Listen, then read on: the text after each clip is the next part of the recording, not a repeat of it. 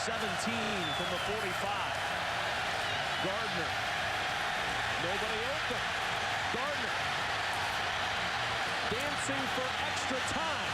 Airing it deep. Wide open is Dilio. Touchdown!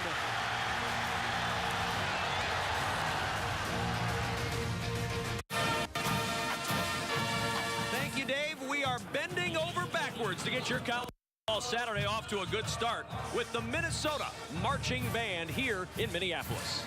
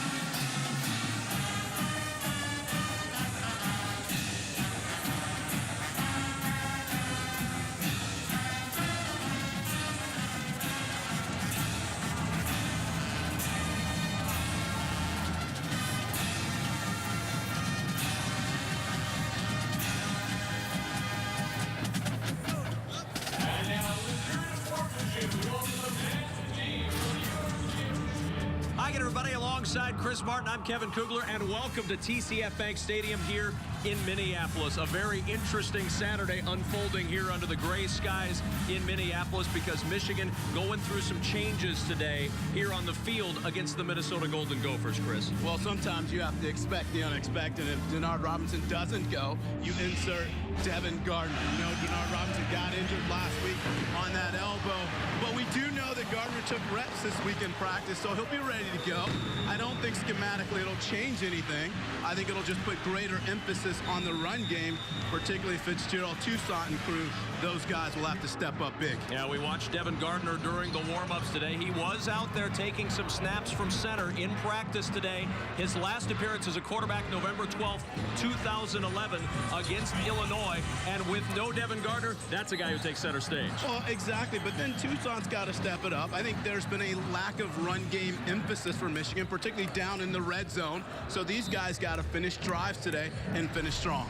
And now on the Minnesota side, of course, they made a quarterback change a couple of weeks ago. They're thrilled with the results. Well, Nelson's a talented quarterback, and they should be. He's a guy smart, good from the neck up. He's going to look for Barker today, spread the ball around. He never presses, Kevin. He has great aura about him, and he's playing big. He will certainly have to do that today for the Gophers to win. Coming up, Minnesota takes on Michigan, and some questions all around, but no questions in the running game. Can Toussaint step up for Minnesota, or will we see the running game of Minnesota flex its muscle? We'll find out next.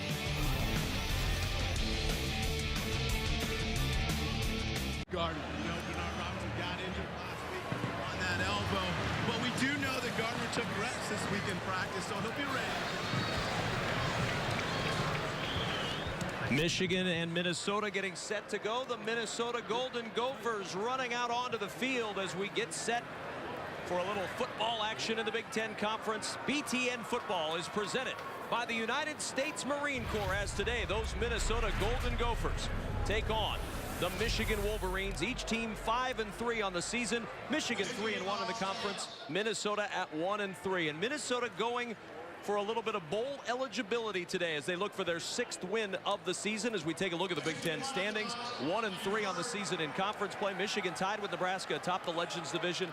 Of course, Nebraska has the edge. They beat Michigan last week in Lincoln. John Jansen is down on the field, the third member of our crew. Our sideline reports are brought to you by Best Buy, and moments ago he's chatted with Brady Hoke. Coach, what's the status of Denard Robinson, and will we see him today? Well, he's not going to play. You know, he didn't come as far as we thought. Worked hard all week. He worked hard. Devin will be the quarterback. Got a lot of snaps from him this week. So, you know, it's football, and Denard's healing up, but it just didn't happen as quick as we wanted. How does that change the game plan for you guys on the offense? You know, John, it really doesn't, because, you know, Devin the whole year within the system with us and just coming back to it, it really doesn't change what we do. Great. Thanks, Coach. Thanks. All right, so big news there. Denard Robinson on the sidelines but will not play. Devin Gardner does get the start today at quarterback. There's the head coach of the Minnesota Golden Gophers, Jerry Kill, 7-5 at home as the head coach of Minnesota. And Chris, obviously some changes, but let's talk about today's Principal Financial Group edge to the game. Well, for Michigan, they got to find the end zone, and that's something that they haven't been able to do the last 2 weeks. Does that get harder without Denard Robinson, who represents almost 75% of the offense? We will have to see. But conversely, for Minnesota, when you look at them on defense, they got to stop the run. It doesn't matter if Denard's out there or not. They got to stop the run game, get that hemmed up to have a chance, make sure they can get Michigan behind the chains. Now the weather today, it is gray, it is cool, 37 degrees. We're happy it's not windy. East winds at 5 miles per hour. And we are ready for some football. Michigan wins the toss. They defer. Minnesota is going to receive to start off this ball game. So we'll see Philip Nelson and the offense of the Minnesota Golden Gophers on the field first today. Yeah, I was talking to Coach Sherrill before the game. I went down on the field, and he brought up a great point. He's like, this offense of Minnesota, these are all Minnesota guys. So they love playing in this type of weather when the temperature starts to drop. And the kickoff will bounce through the end zone for the touchback. And the Minnesota Gophers will start off at the 25-yard line. Last time they won in this series, the battle for the Little Brown Jug came in 2005. Our BTN colleague Glenn Mason was the head coach of that team as Philip Nelson, the true freshman, tries to get another win for Minnesota. He was terrific last week against Purdue. 15 of 22, 246 yards and 3 touchdowns. Let's give you a quick scouting report on him. He's a big physical kid, athletic. He gets rid of the ball quickly. He has a great release. It's hard to get to him because he fires it out so fast. On first down from the 25. And the give is to Kirkwood. And a 5-yard pickup up the middle. Craig Rowe on the tackle for Michigan. Let's look at the offensive line for this Minnesota squad. And on the right side, Josh Campion, maybe the most consistent of this young and relatively banged up throughout the season offensive line. He has started in every game at right tackle, the only player to start every game at the same spot this year. The backs and receivers for Minnesota, A.J. Barker was banged up most of the week. We'll keep an eye on his effectiveness throughout the day today for the Gophers. Motion from Goodger, the tight end. Nelson's first pass of the day, and he's going deep for Frichte, and the pass is incomplete. It is third down. Absolutely love the call. You want to loosen up this defense. Now, keep in mind, Michigan does not give up a lot of vertical plays. They play deep zone. They keep everything in front. They're one of the best in the country at defending plays and giving up less plays that are 20 yards or more. So when you look at this Minnesota offense, they're trying to loosen them up by attacking early. Third down and 5 from the 34 receivers into the pattern. Motion from Derek Engel. Nelson to Engel. First down across the 40, and Engel at the 43-yard line, tackled by Desmond Morgan. But a good gain and a first down for the Minnesota Golden Gophers as they convert on 3rd for 13. And a good start by Philip Nelson. Again, you look at a quarterback that's very decisive. You know, when he gets up there, watch how quickly he fires the ball. This is pulling the trigger, getting rid of it, getting it in the tight window, knowing where he wants to go, and delivering a strike.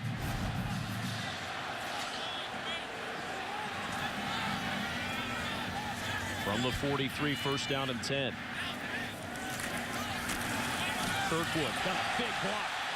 Kirkwood with a first down and a huge block on the outside to open him up from K.J. May.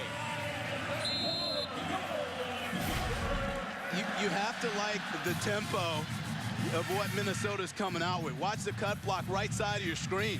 Just a great cut there coming in and allows the running back to get outside. The receivers getting involved early.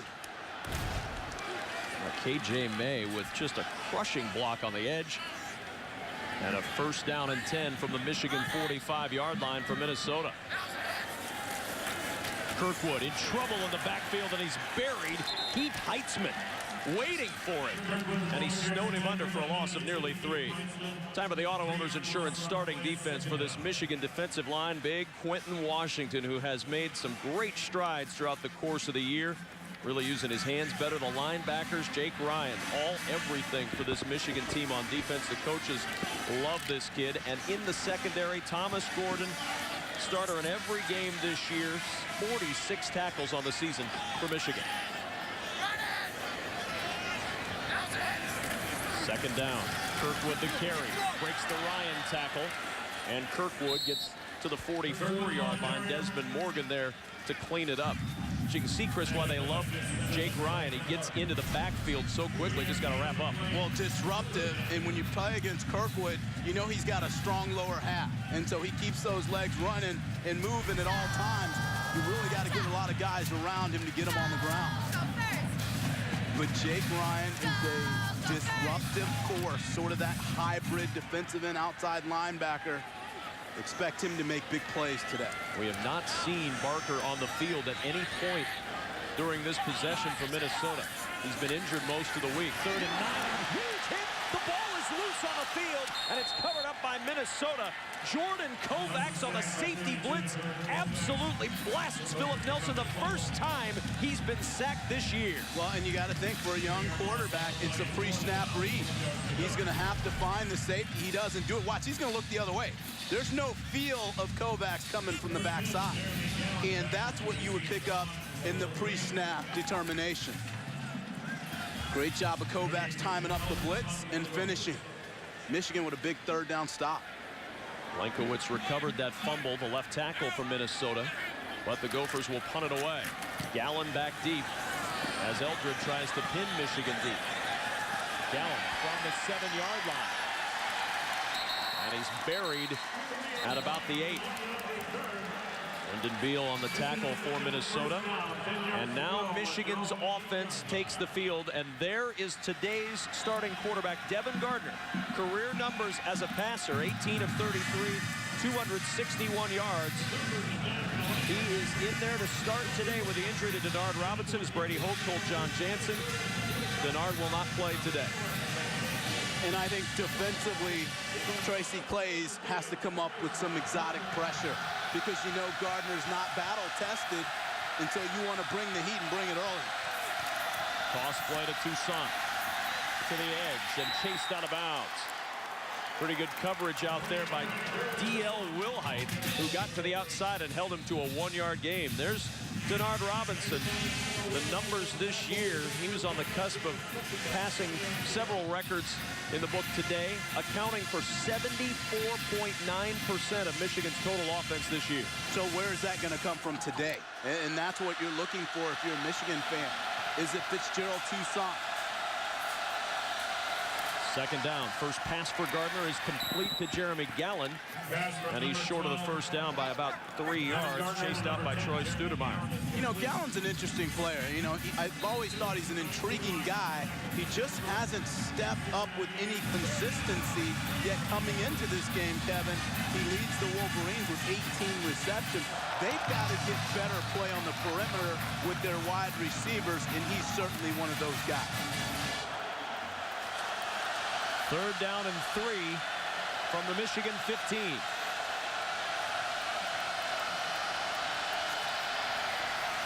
Gardner in trouble, and he's sacked.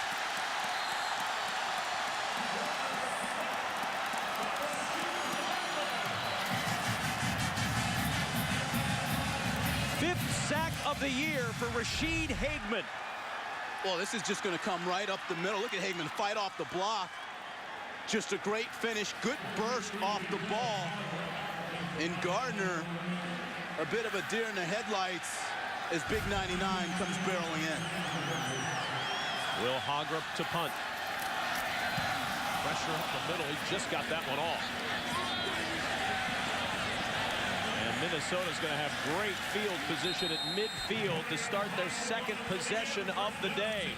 So Michigan goes 3 and out, scoreless here in Minneapolis.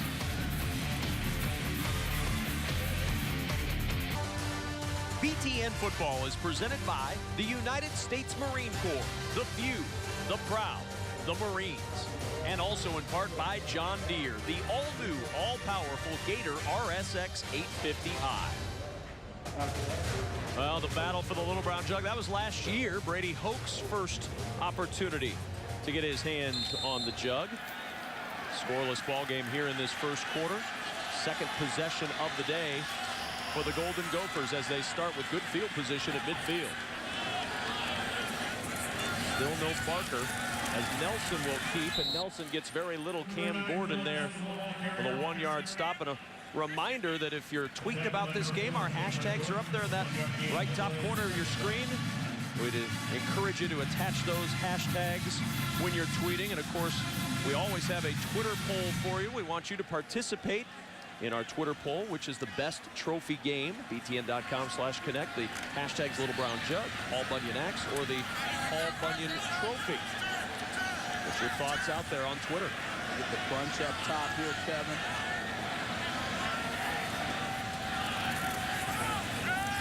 Nelson going to scramble. That Michigan defense fly into the football, and he's down at the 47. Craig Rowe again with the stop. An operative word being flying. It is a free-flowing, fast defense at every layer. They're good up front, high motor guys that can run and chase. Same thing on the second level.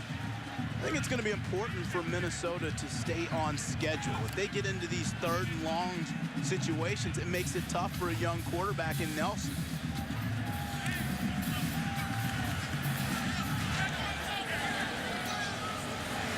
Third down and 7 for Minnesota.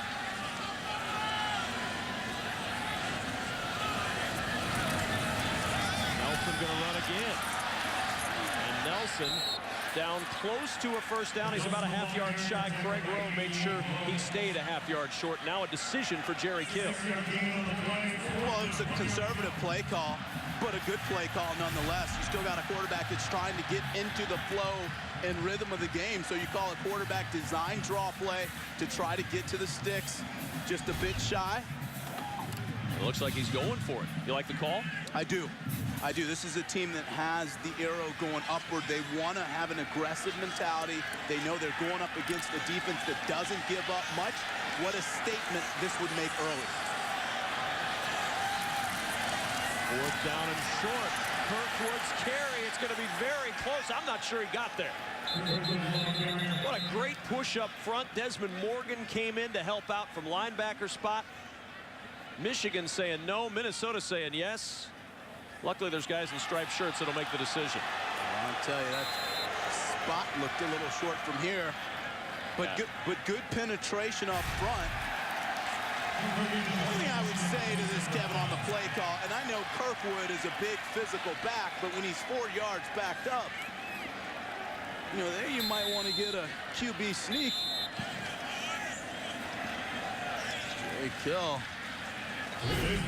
imploring the rest to signal first down, but he's not going to get it there. No score, 7:08 remaining, Michigan ball.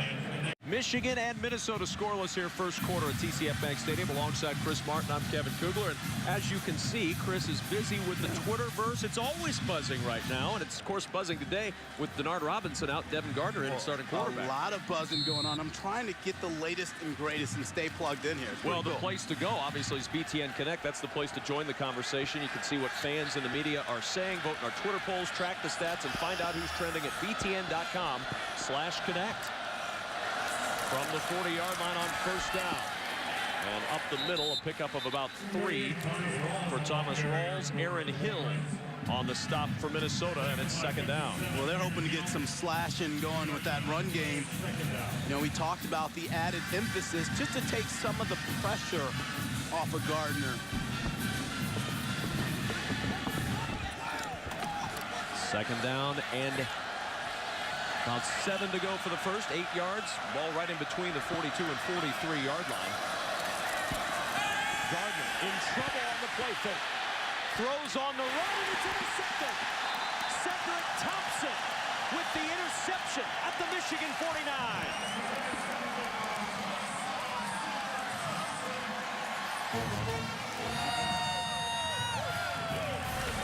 A great read and drive on the ball, but ill-advised throw by Gardner. He's under duress. He throws across his body, doesn't set up mechanically, And just a great play. That time coming in, diving, launching. Tremendous transition. Takes a soft shot at the end, but I'm certain he wishes he had that back. Mike Rawlis with a little shove at the end of the play. And now Gardner turns it over to Minnesota at the 49-yard line of Michigan.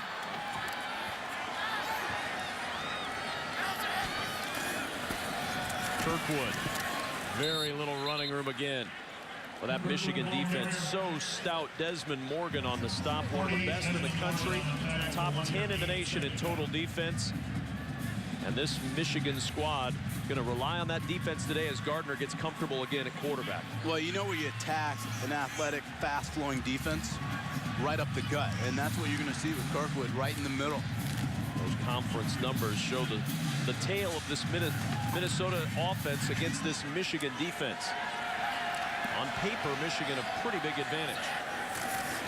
2nd and 9. They faked again. Nelson on the keep. And Nelson close to a first down. Nice fake to the motion man, KJ May. Well, and that's sort of the element that Nelson brings that Shortell couldn't. You know, he's an athletic kid. He gets outside. Watch how this bounces to the perimeter. And so at 225 or so pounds and some speed to him, he's able to get the crease. Kovacs a nice job to kind of peel off there at the end as he went out of bounds and avoid that late hit. From the 39, 1st down and 10. Over the left side, a flag is down as Roderick Williams with his first carry, and the true freshman out of Louisville, Texas, with a good game, but the flag is probably going to bring this one back.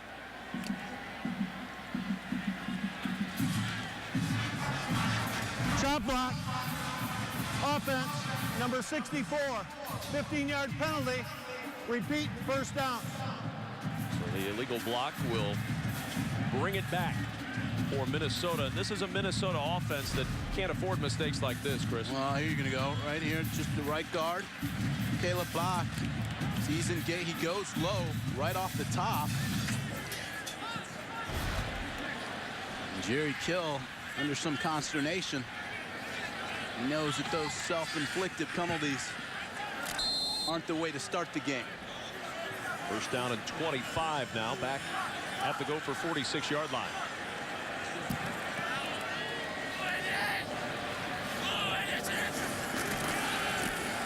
Nelson on the run to the 49-yard line, and John Jansen's down on the field. And Jerry Kill, a little extra motivation this week. Yeah, you know, we talked to him yesterday, and he doesn't like to go back and talk about, you know, previous games, but there were 2 times last year where he really felt that they got embarrassed. One of those was Purdue, and the other one was the Michigan game that they had last year. They took care of Purdue last week. Their motivation this week is to try and gain a little respect back by beating the Michigan team. And I loved that. I thought that was great when he said that. I mean, they finished half of that equation beating Purdue. Now they got another opportunity to right the wrong from a year ago. Long pass down the sideline, looking for Gray, and it's too tall. Coverage from Raymond Taylor. Marquise Gray, the former quarterback, playing in his first ever game against Michigan. He hasn't seen the field against these guys. Well, and this is the game within the game, and you're going to see him. He does a nice job, Gray, stacking the defensive back, getting him in a trail position, and expect to see that matchup quite a bit. You know, Gray has tremendous size, and they want to take advantage of that. And so far, Minnesota is attacking a defense that doesn't give up a lot of vertical plays. It's interesting play selection. 12 runs, 3 passes so far. 3rd and 22 from the 49. Nelson to throw to the sideline, and it's a little bit out of the reach of Isaac Frichte. And again, we've seen no A.J. Barker, who had the big game last week against Purdue. And it's 4th down. Well, I saw Barker right before the game, and just when he was trying to cut and plant, he was doing it in a ginger fashion. So I think when you're a receiver, especially with the routes that Minnesota runs, you got to be able to drive off of that ankle, and I don't know that that's there for Barker, which is why we haven't seen it. Gallen at the 16 with the fair catch, and the Michigan offense will come back out on the field. Devin Gardner and company, not with great field position again. Minnesota's winning the field position battle, but still no score in the game. Kevin Kugler, Chris Martin, John Jansen from Minneapolis, where Michigan and Minnesota are scoreless. Devin Gardner making his first career start at quarterback today. The last quarterback to start other than Denard Robinson, Tate Forcier, back in 2009. Gives to Gallen on the sweep. Gallen, good 9 yards on first down. Cedric Thompson on the tackle. And take a look at the offensive line for Michigan. Taylor Lewan, 24th straight start at left tackle today. Nice consistent force on the left side of that line. The backs and receivers.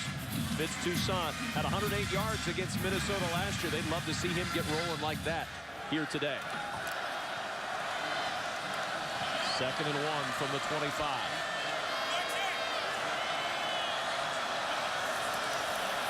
Toussaint in trouble in the backfield, and Scott Ekpe was there to drop him for a loss. And you have to like Minnesota's emphasis on committing to stop the run. Good leverage point, fights off the block, able to shed and get there. Now watch this in the middle. Just great extension with the arms by Ekpe. Able to fight down the line and get to Toussaint. 3rd down. Michigan 0 for 1 on 3rd down today. We'll get an early look under the hood on how Gardner responds. On 3rd and 5, Gardner throws, and it's a catch. No, incomplete. He had it, and then it was ripped out of his hands by Brock Vereen. Drew Dillio nearly made the spectacular diving grab, but a better play from Vereen. And to all the youngsters at home watching, this is why you never give up on a play. It was there, but watch Vereen. He'll come in, and he's going to rake. Watch the right arm. Excellent job of raking the ball out and getting a big stop. Michigan will punt again, and that punt a wobbler. And very good field position coming again for the Gophers at the Michigan 43-yard line. Well, so far, the field position battle has been won today by Minnesota.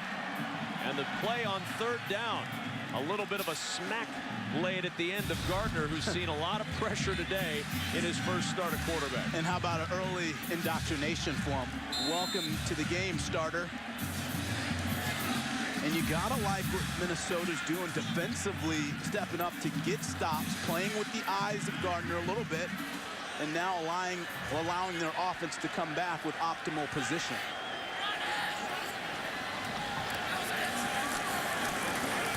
Williams through a hole, and Williams, the big guy from Texas, gets it down to the 36-yard line. Will Campbell on the tackle for Michigan.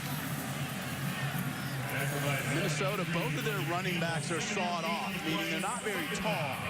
You know, Kirkwood goes about 5'10", Roger Williams 5'11", and so they got a low center of gravity, which makes it tough because their contact point is lower.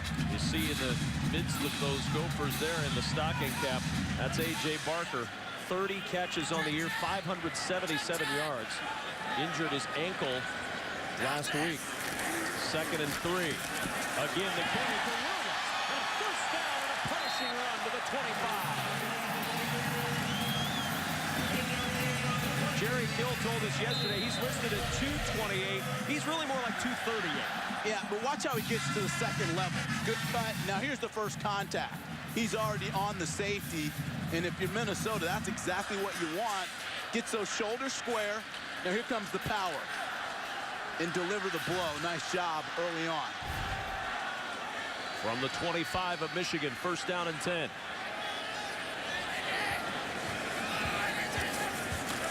Play action.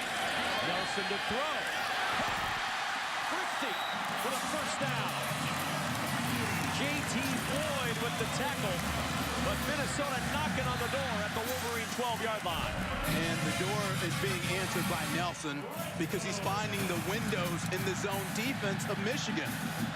Sitting back in soft coverage. It is good recognition by Nelson in delivering a strike. So far, he seems to display great command of the offense. Look at that. First quarter touchdown. The last one they allowed Alabama, the last first quarter points against Air Force. 50 seconds for Minnesota to try to change that, but a big play from Quentin Washington. 6'4", 300 pounds, and he's climbing on the backs of players. That time he got on top to make the tackle. Well, you know, he's fun to watch. He's one of those immovable forces inside, and that's Coach Madison. And how good has he been for this defense? I mean, turning around the defense, and just a fun guy to talk to. They've improved, Chris, by 18 points per game allowed in the last 2 years. And a lot of it's been better communication, which they'll need down here in the red zone. 2nd down and 10 on the option. Williams.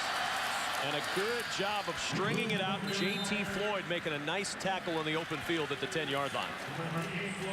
And that is the final play of the first quarter here in Minneapolis. A fascinating game made more interesting by the injury to Denard Robinson last week and the start of Gardner this week. Scoreless ball game through 1 in Minnesota.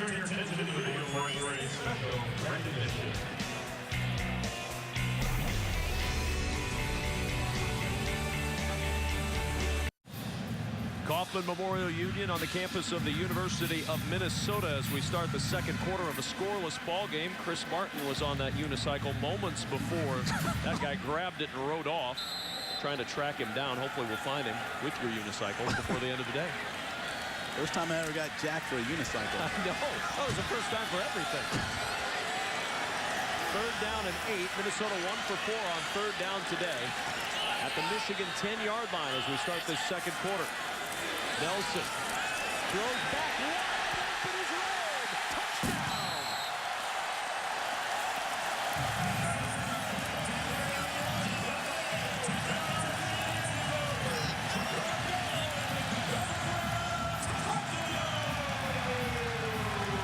Beautifully designed play, well executed, and Minnesota takes the lead with the touchdown pass from Nelson to John Ray. Against a defense that's very stingy inside the red zone. They've only allowed 4 TDs and 12 opponent red zone drives in the last 6 games.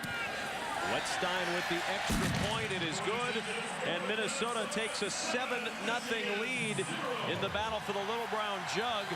And it comes from a freshman to a senior as Philip Nelson, who came in January, burned the red shirt a couple of weeks ago, comes up with his 6th touchdown pass of the year. This one to senior John Ray.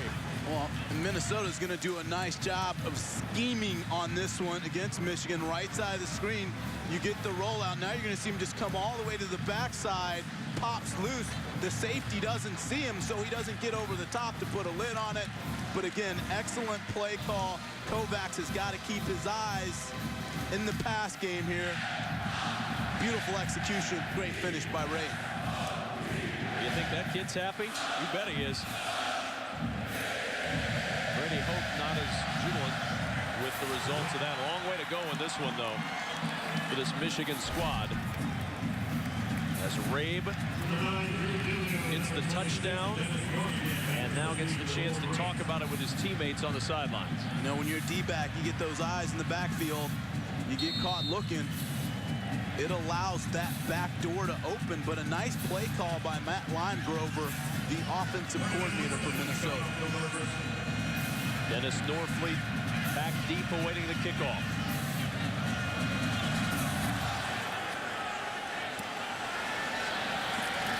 Norfleet from a couple of yards deep, he'll bring it out. Norfleet tripped up, broke free, flag is down. And Norfleet is down at the 18-yard line.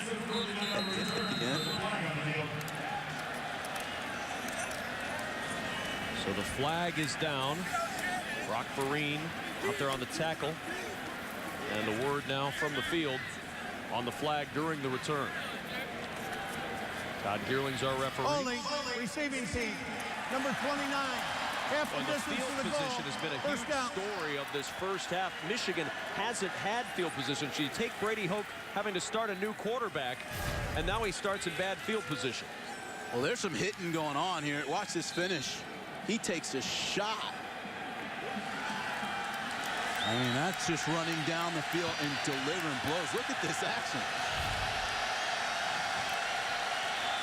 So Gardner and company starting deep in their own end again at the 9-yard line. Rawls to the left side and rolls to the 14. Well, and the difference after the first quarter was startling between these two teams. Look at these numbers. This is first quarter. 93 yards on 22 plays. The time of possession, the yardage, and field position has really dictated a lot of what Brady Hoke can do in this first half. Oh, and that's the plan going in, because that's how you would have slowed down Denard Robinson with the same formula. Working out beautifully right now for Minnesota. 2nd and 5. Gardner, quick toss, Dillio. And a nice tackle in the open field by Cedric Thompson. Well, Minnesota playing with some confidence on the defensive side right now. And they're also playing with good fundamentals and technique, and that's the thing that you observe early. They're well coached up. And Tracy Clay is one of the better defensive coordinators in the conference. This is a team that they don't beat themselves defensively, and right now they're trying to get a big stop on 3rd down. 3rd down and a yard.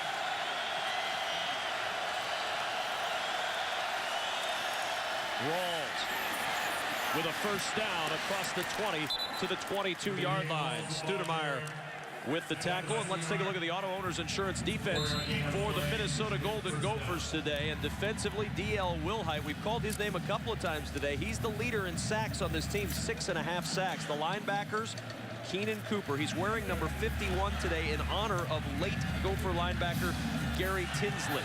And the secondary, Michael Carter. What a week he had last week, the reigning co-Big Ten Defensive Player of the Week. From the 22-yard line on first down and not much running room. No gain on the play. Brock Vereen in there on the tackle of Thomas Rawls. Well, we mentioned Michael Carter's week last week, and he was tremendous against Purdue. Well, listen, being a former cornerback, just outstanding play. That's about as well as you could possibly defend, particularly in a series. And if you want to get a team to stop throwing at you, you make plays like Carter did. And they wish they'd have stopped a couple of plays earlier before he took that one to the house. 2nd and 10 from the 22-yard line. Toss play, Rawls. Rawls with the corner. And Rawls with a first down for Michigan. Keenan Cooper finally caught him, but Rawls able to get to the corner and pick up a good gain to the 34. Well, it's that old flip 90. It's a misdirection. He gets outside on the perimeter. Now, he's not fleet of foot by any stretch, but a good downhill play and execution. Denard, all he can do is watch. And when you represent almost 75% of that offense, you expect other guys to step up. And that's not where Michigan wants him today. Gardner on first down on the play action. Gallen tackled immediately, but Gallen with a good gain of 8 out to the 42. Cedric Thompson with the hit. A nice throw from Gardner, and good field position now for Michigan. And watch the corner come to balance and drive on this throw. See, there's no leakage. There's no yards after contact, and that's pretty well played by Thompson.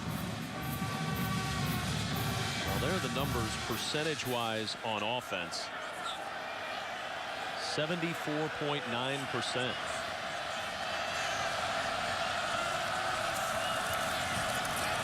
Give on 2nd down to Rawls, and there's where that strength comes in. He was stopped maybe for a loss on the play, and he struggled forward and got a yard. Cameron Botticelli and Mike Rawls in there on the stop. Good blocking up front. We know a guy downstairs that's watching that is John Jansen. John, what'd you see? Well, on that play particular, they're working more on some of the down blocks and folding that guard around. Taylor Lewan missed his block on that 3 technique. They're just allowing too much penetration up front. 3rd down and 1. Fitz Toussaint in at running back. Play action. Now Gardner's just going to run. Gardner's got the first down. Gardner across midfield, and Michigan brings it out past the midfield stripe for the first time today. Troy Stoudemire with the knockout at the 48. And you know Gardner's a tremendous athlete in his own right. At 6'4", watch how he gets outside. He knows where he's going, decisive, tuck it and go. Good kick out block. Able to move the chains. Michigan on the move on first down. Gardner with time. Nobody open, though. Spinning through a tackle and then planted by Rollis at the 43-yard line. And I'm okay with that. Nice decision by Gardner, because nothing's there. He's looking downfield. Watch him go through the read progression. It's covered up, blanketed. And so what he does, he puts the ball in the outside arm so the kid's thinking on his feet. He takes a shot from Rollis, but good decision-making early for Devin Gardner. 2nd and 5 from the Minnesota 43. Movement up front. Flags are down. The long pass downfield is incomplete. Looking for Gerald Robinson. But Devin Gardner, again, good recognition, Chris. He knew he had a free play. Yeah, smart. You take your shot. The defensive lineman in the neutral zone. Offside. Defense. Number 95. 5-yard penalty. Results in a first down. Well, that was Gardner all the way around. Not only knew he had a free play, but used the hard count to get it. Well, and that's what Wilhite does. I like that because he wants to come off that edge. He eats the ball. So Gardner gives a more pronounced cadence to get him to jump. And that's being pretty heady for a guy who's pretty inexperienced. 11th play of this Michigan drive. On first down, Rawls with a little bit of a crease to the outside, but that was closed quickly by Michael Carter. A little different task than Carter had last week in defending out there against Purdue receivers. Now he's got to tackle a 220-pound running back. And you got to shed blocks to do so. Get off the blocks, get to the ball. See how he keeps him square and he runs his feet through contact. Carter does a nice job, fundamentally sound in his tackling effort. Did you enjoy that role as a defensive back, having to tackle the 220-pound guy running right at you? I was right about at his ankles. It's a smart place to be. 2nd and 10 from the 38. Gardner with pressure.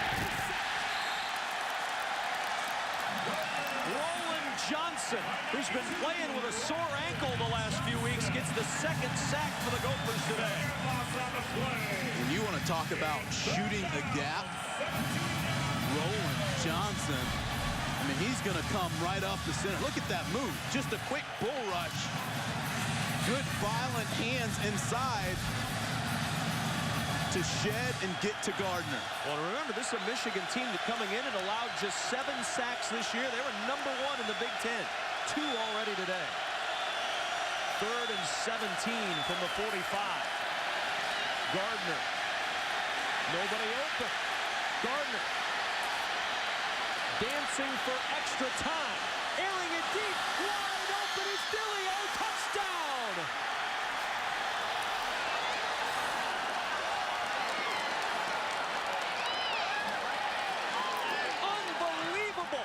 Gardner buys the extra time, and Dillio with 6 points. A la Denard Robinson. Look what I just found. The flag thrown at the end, likely going to go against Minnesota for the hit after the catch. There is no foul on the play. Touchdown. Never mind. Kevin, that was absolutely incredible by Gardner. Watch the field. He moves up, nothing there, slides to his right, but nothing there. So he comes all the way around, which buys time for his receiver to get loose in the back of the end zone. That is outstanding recognition in just making a play. And the extra point by Brendan Gibbons is good. The 3rd career passing touchdown for Devin Gardner. His first since 2011 in dramatic fashion to tie this one up, and he loved it. Again. Drew Dillio, who had a career game against Michigan State a couple of weeks ago with 4 catches for 94 yards. That one, he almost could have fair caught the touchdown. He was so open in that end zone, and you got to give Devin Gardner a ton of credit for buying time, ran all around the field, and was able to find Dillio, who got lost behind that Minnesota defense. From the goal line, KJ May. May with some speed to the outside. And look at May all the way out to the 45-yard line. Terrific return for KJ May. A flag is down, though, during the return. Delonte Hollowell on the tackle for Michigan. Let's see where the flag is. It's back upfield at the 48-yard line of Michigan. After the play was over, personal foul, unnecessary roughness, late hit. Number 22 of the receiving team, 15-yard penalty, first down. A 45-yard return, but afterwards the late hit on the receiving team. Well, you see, well, nothing there, but that's gonna negate a pretty impressive return.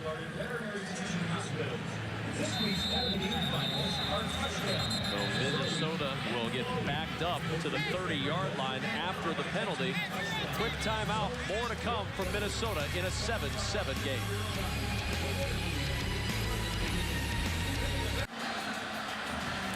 Got a little smile on the face of Denard Robinson as he watches some of the kiss cam activities here at TCF Bank Stadium. Happy that he's not being shown on that kiss cam, I'm sure. Yeah, but it tells you everything about the person. Just a wonderful kick. Nelson on first down. Gray with the catch, and Marquise Gray out to the 36-yard line. J.T. Floyd on the tackle. You know, when you get that isolation coverage with Gray, you're going to get that stick route, especially if the defensive back's playing off, because Gray has a big body, big frame at 6'4", and so he can sort of like play basketball to wall off the defensive backs. Good recognition that time by the quarterback, Nelson. His poise is something that you don't see in a true freshman too often. Yeah, he has good presence, understanding, and he never seems to press. 2nd and 4. We've got flags. They were going to run the jet motion with Marcus Jones and give him the football. But instead, Ball start, offense, number 63, 5-yard penalty. It remains 2nd down. 63 is the center, John Christensen. BTN is doing its part to help the millions affected by Superstorm Sandy. Do yours by going to redcross.org for more information on how you can help.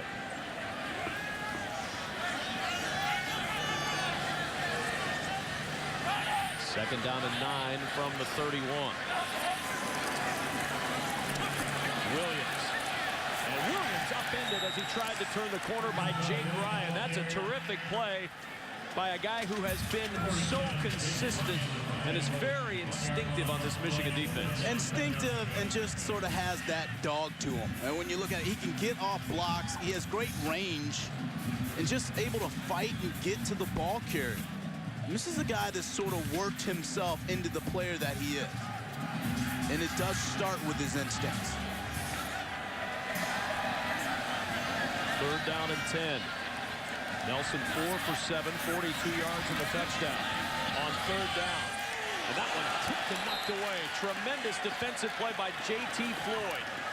Just laying out to knock that ball away, and it's 4th down. It's good transition by Floyd, meaning coming out of his break. But this is a long throw. And you see the flight time of the ball. It allows the corner to recover. Good technique that time by Floyd. Jeremy Gallen back deep, waiting for the punt from Christian Eldred. A 7-7 ball game here in chilly Minnesota.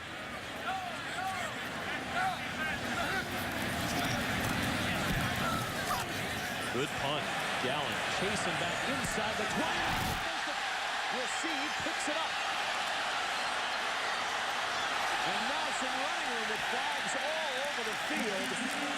Gallen out across the 30, but this one's coming back. Yeah, you're going to get a block in the back.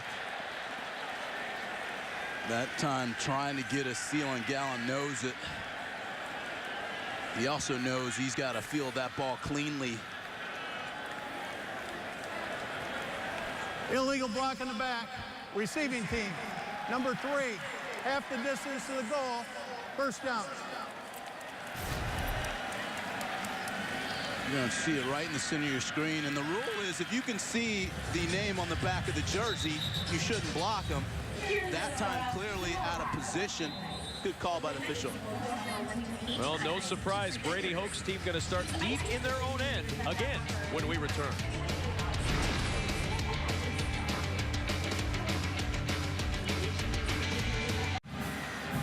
Our Rotel campus rivalries, the battle for the Little Brown Jug. It's the oldest trophy game in FBS play, dating back to 1909. Michigan leads the series 71-24-3, but since they battled for the jug, 67-22-2. And why are we showing you a yellow hamper, Chris Martin? Yes. Because buried under those helmets, under lock and key, finds the Little Brown Jug. You think we could break the padlocks there? Of course we could. Now this is when Minnesota got the football last. There was that penalty on the punt. We want to show you where the penalty was. Right there, the center of the screen. Baltazar, just a subtle little love tap, but one to draw an infraction. From the 10-yard line, first down and 10 for Michigan. Gardner, who led his team on a long drive the last time, gives to Toussaint on the counter. Toussaint with a flag down at the 18-yard line, and that's going to be a block in the back, I would guess, on the outside. Nice to see Toussaint getting into the action. Illegal block in the back. Offense, number 10. Half the distance to the goal. Repeat, first down. So Minnesota, after the penalty, will push Michigan back by virtue of the flag. It's just the same rule. If you can see the name on the back of the jersey, that's even more obvious. Gallen on Stoudemire. Those negative plays have Michigan going the opposite direction. Look at the average starting field position. Here's your first start, Devin Gardner, and there's your average starting field position. Good luck. First down and 11 from the 9-yard line. Gardner in trouble in the end zone. Got rid of it, and it's complete to Roundtree at the 25-yard line. Devin Gardner seconds away from a safety. Instead, with a first down, they'll mark it at the 26. And what were you saying about that field position on Mr. Gardner? He says no worries. Watch how he gathers himself in the pocket, stands up tall, and delivers a strike. Understanding where he is on the field, Kevin. Good awareness. Gathers himself. Avoids the safety. So far, it's clicking for Devin Gardner.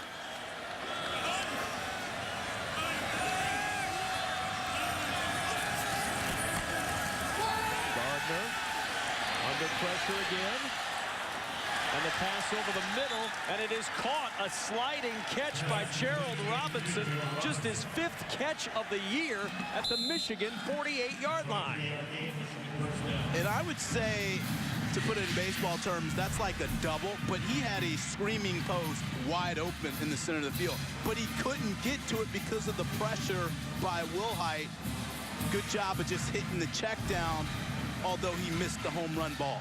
Great shot from our crew of that catch by Robinson. Nice hands to pull that one in.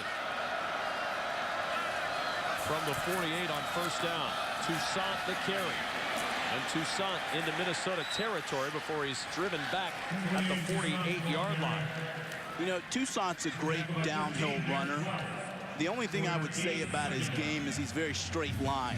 And so he doesn't have a lot of wiggle when he gets to the second level. If he ever develops that elusiveness, he's going to be unstoppable.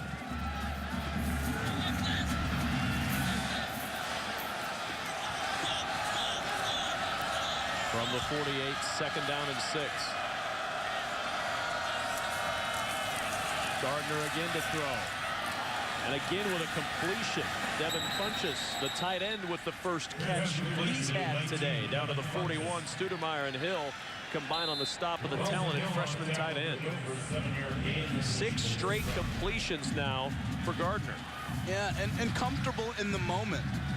And he goes to another very talented freshman, Funchess.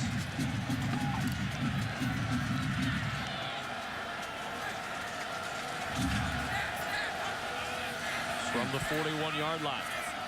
Back to a power formation here. Gardner to throw, and that's one incomplete, intended for Jeremy Gallen. Gallen may have been shaken up at the end of that play.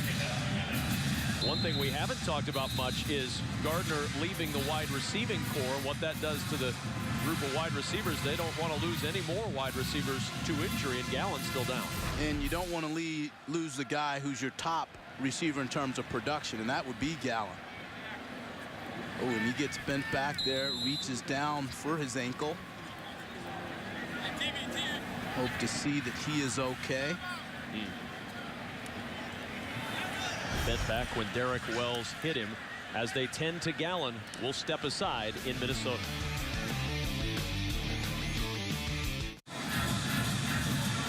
.301 remaining first half, 7-7 Michigan and Minnesota. Today's United States Marine Corps leader of the game is Minnesota defensive tackle Cameron Botticelli, a 3.64 GPA. His major, political science, wants to go to law school. He volunteered with Hope Kids, which provides events and activities and is a unique support community for families who have a child with cancer or other life-threatening medical condition. 2nd and 10. Gardner on the run, and Gardner will take it down to the 37-yard line. Jeremy Gallen walked off on his own to the sidelines, kind of came over there limping around just a bit, testing it out, hoping that he's going to be able to get back out there. And you see he's trying to test whether he can plant and push off. That's a nice shot, guys, because he knows that they run a lot of crossing routes. He's got to be able to drive off that ankle. Look at that, the improvement since he's gotten a little more comfortable back at the quarterback spot for the first time in a year and a half. Yeah, very judicious with the football. Hasn't made any mistakes early. 3rd down and 6. Gardner under pressure, got away. Gardner with a first down for Michigan, and still out of bounds inside the 20-yard line. Just a tremendous run by Devin Gardner, and I loved at the end, Chris, he could have gone out of bounds, but he tiptoed down the sideline for about 6 more. But just watch the improv. See, that's just feel. That's understanding that you're getting a reduced pocket, and now he gets outside and he allows his athleticism to take over. Very heads-up play by Gardner. This is a guy, from what he looks like, he must have taken a ton of reps in practice. Yeah. Certainly can't replicate the feel and speed of the game, but he is very well prepared. Well, they're going to have to take a timeout right now as the play clock got down Michigan, to 3. they're Minute first. 43 remaining in this first half. This is a Michigan trying to 30-second take timeout. the lead before halftime. And speaking of halftime, stay tuned for the Buffalo Wild Wings halftime report. Dave, Jerry, Howard, and Glenn will be along from our Chicago studio with scores and highlights from all of today's action. Does Coach Mason carry around the little brown jug replica that I'm sure he had made for himself after he won it the last time Minnesota won? And you know this. Proud moment for him. Yeah. And this is when he won it back in Ann Arbor several years ago. The last time it was won by Minnesota. And if you ever have any questions about it, Coach Mason is happy to tell you about it in great detail. Make sure you set aside a lot of time. For pictures, videos, the movie. He's got it all. That's hidden in there now, though. And it's been living in Ann Arbor for the last several years. Minnesota's trying to see if they can get those locks opened up today. From the 18, first down and 10. Gardner throws on the run. Dillio with the catch. Dillio close to another Michigan first down. Martez Shabazz knocks him out a yard shy. You know, Dillio's an interesting guy and player because he just seems to have good awareness, good feel. You're not a blazer by any stretch, but understands route concepts, two-man route, gets outside, knows where the sticks are, and just a good feel for the game. First 3 drives from Michigan, they had 9 yards. The last 2, 172 yards and counting. 2nd and 1 from the 9-yard line. Gardner gives to Toussaint, and Toussaint with a first down to the 6. Rashid Hageman on the tackle for Minnesota. And John, what have you seen down there from Dillio? Well, you know, you're talking about Drew Dillio and his awareness. In my opinion, he reminds me of a Wes Welker type of player for New England. He's got great awareness, seems to find those holes, and then when the ball's thrown to him, he has, great hands, great possession receiver. Another receiver, Jeremy Gallen, back out there on the field for Michigan. Now Minnesota's going to take a timeout. They came running down the sideline to get that timeout called. Jerry Kill making the move to call the timeout, something they didn't like. Timeout is taken with Michigan setting at 1st and goal from the 6-yard line. 1:07 remaining in this first half, and Brady Hoke's got to be real proud of what Devin Gardner's been able to do after a real rough start through the interception. Had the 9 yards total for the offense on the first 3 drives of the day, but since that time, and Gardner's not exactly been in easy spots to work from, Chris. He's been working from inside his 10-yard line most of the second quarter, and he's been bringing his team out. He's done it again, and you know, the interception early, but the numbers late have been very good for Gardner. And what you want to see is how does he respond to adversity. You get to see sort of how he's wired, so to speak, and I think that's what Brady Hoke likes. I mean, he has bounced back amidst a pretty excited crowd here. And for Michigan, if they can drive this ball in the end zone, they can settle this crowd down a little bit. First and goal from the 6.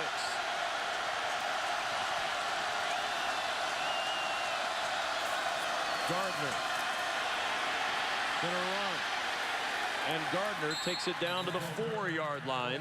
Under a minute remaining in this first half, and Michigan trying to figure out a way to produce in the red zone, and a timeout's going to be taken. Well, it's no secret that this is where they've struggled, particularly in the run game, getting the ball in the end zone. I think that's the reason Brady Hoke's going with a timeout. He knows it is important that they get this ball in the end zone. Yeah, one of their main focuses this week in practice was run game in the red zone. They've not been pleased with how they've run the football in the red zone all year long.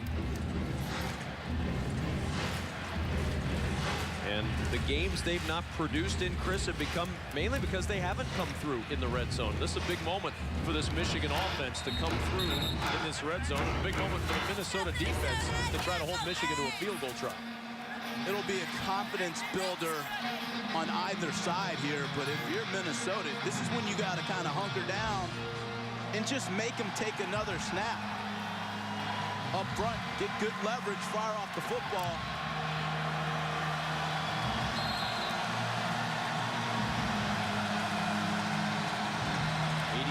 Percent, 15 of 18 scores allowed by Minnesota defensively. 1-for-1 today.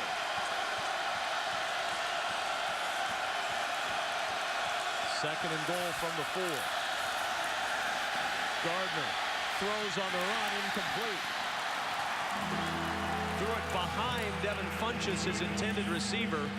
He had some heat on him, Chris. Was he going to throw that, or was he going to run that until the heat showed up? Indecision. He was going to throw it all the way, but the throw really wasn't there. It's pretty good coverage by Minnesota. He's got to fit it in now. But when he delays, that's a great shot.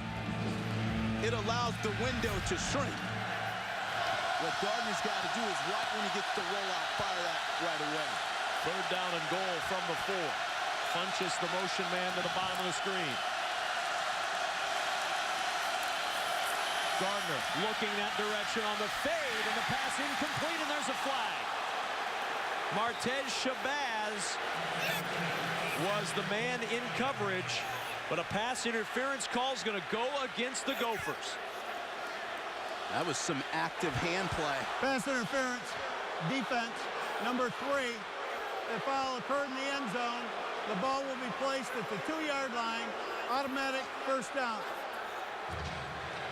Coach Kill is irate at that call. And let's take a look at it here. Just a fade route. You know, it's subtle. Let's see if we can come back to another look. First down and goal from the 2-yard line for Michigan. Rawls the carry, and Rawls reaching across for the touchdown.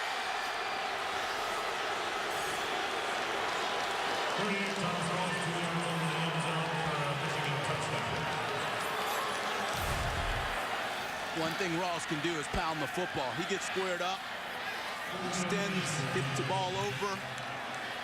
Touchdown, Michigan.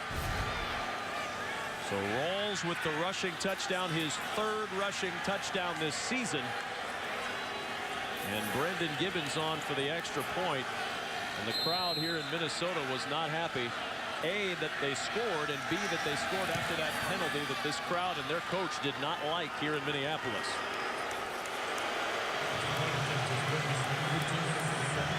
Jerry still not pleased. He wants some answers on that one. He is hot right now. You know, it was subtle. It was extension. And let's take a look at what he's getting worked up about. And it's one-on-one coverage. Good position, looking back for the ball, but watch when the arms extend. Stop it there. I mean, you're seeing the arm extend here, and I think that's what they're looking at in terms of a push-up. I like the call. I'm okay with that. And I'm a former defensive back. I was going to say, now, if that were you out there, you probably wouldn't like it as much as Rawls gets into the end zone right after that for the touchdown. I have a hard time seeing you in the shoes of young Martez Shabazz feeling the same way at that point. And here's what Coach Kill is saying. He saw his cornerback Shabazz looking back at the football. Our Speedway scoring drive, 13 plays, 90 yards, 5:05 remaining. The officials are not going to be on Jerry Kill's Christmas card list at any point this afternoon.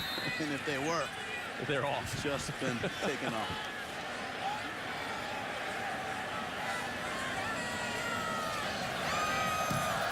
And the kickoff with 45 seconds left in this half. Trying to find some room upfield. Stoudemire dancing to the outside. Nice moves from Stoudemire to get to the 29-yard line. Well, Friday night, the much-anticipated return of Big Ten hoops. And what a season in the offing. We kick it off with Player of the Year candidate Cody Zeller and the top-ranked Indiana Hoosiers as they host Bryant. Coverage starts at 8 p.m. Eastern Friday night on BTN. Not sure there's ever been a season in Big Ten basketball that's been more anticipated than this one. 3 teams in the top 5 in the country. A league that is going to be tougher than it's ever been before. You gotta love it. From the 29, first down and 10.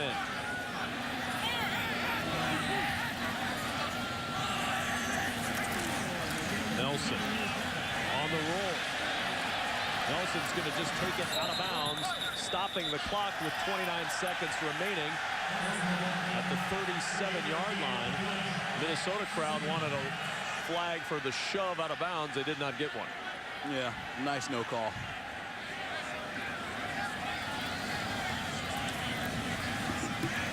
Second down. 29 seconds remaining in this first half.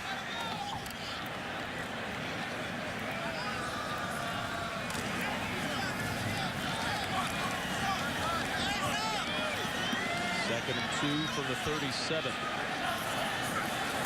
Nelson. Nice toss to Gray. And Marquise May with a dive down to the 49, Thomas Gordon. And there's an injured Michigan player. And the clock's going to stop with 24 seconds remaining. And it's Cam Gordon, the junior linebacker, who's down at about the 33-yard line.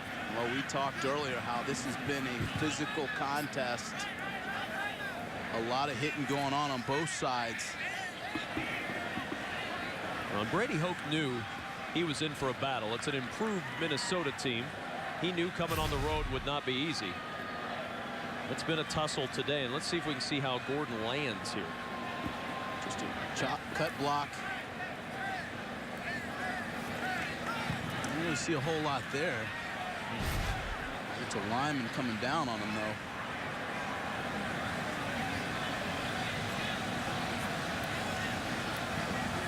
Checking out the junior out of Detroit.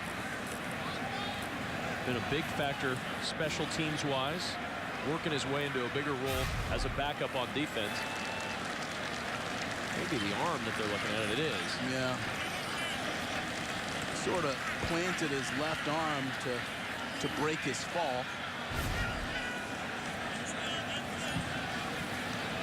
So Cameron Gordon will head to the sideline.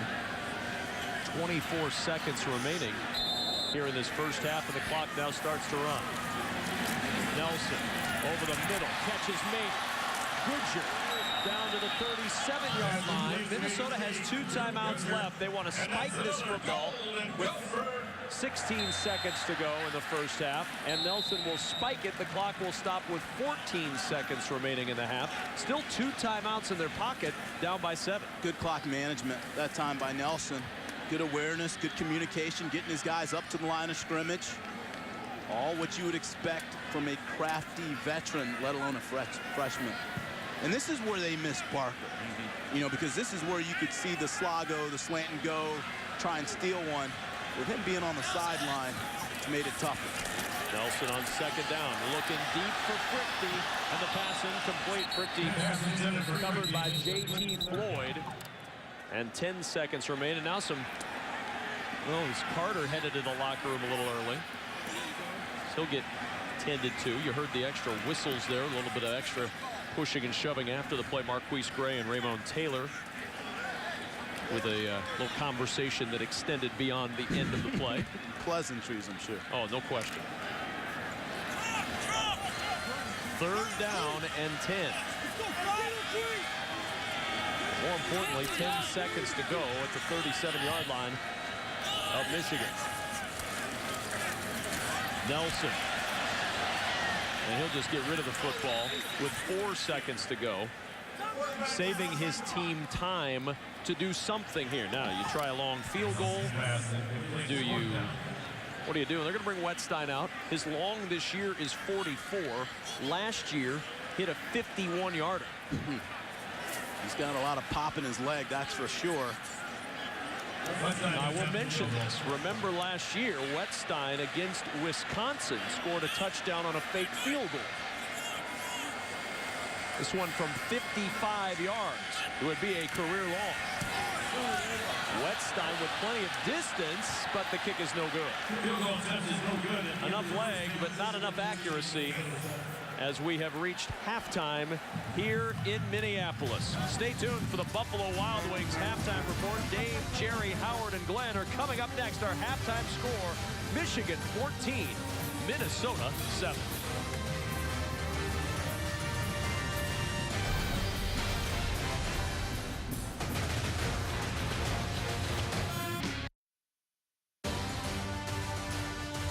BTN Football is brought to you by Auto Owners Insurance. In this moment, who has your back? Protect what matters most with an Auto Owners Insurance independent agent. Find yours at AutoOwnersInsurance.com.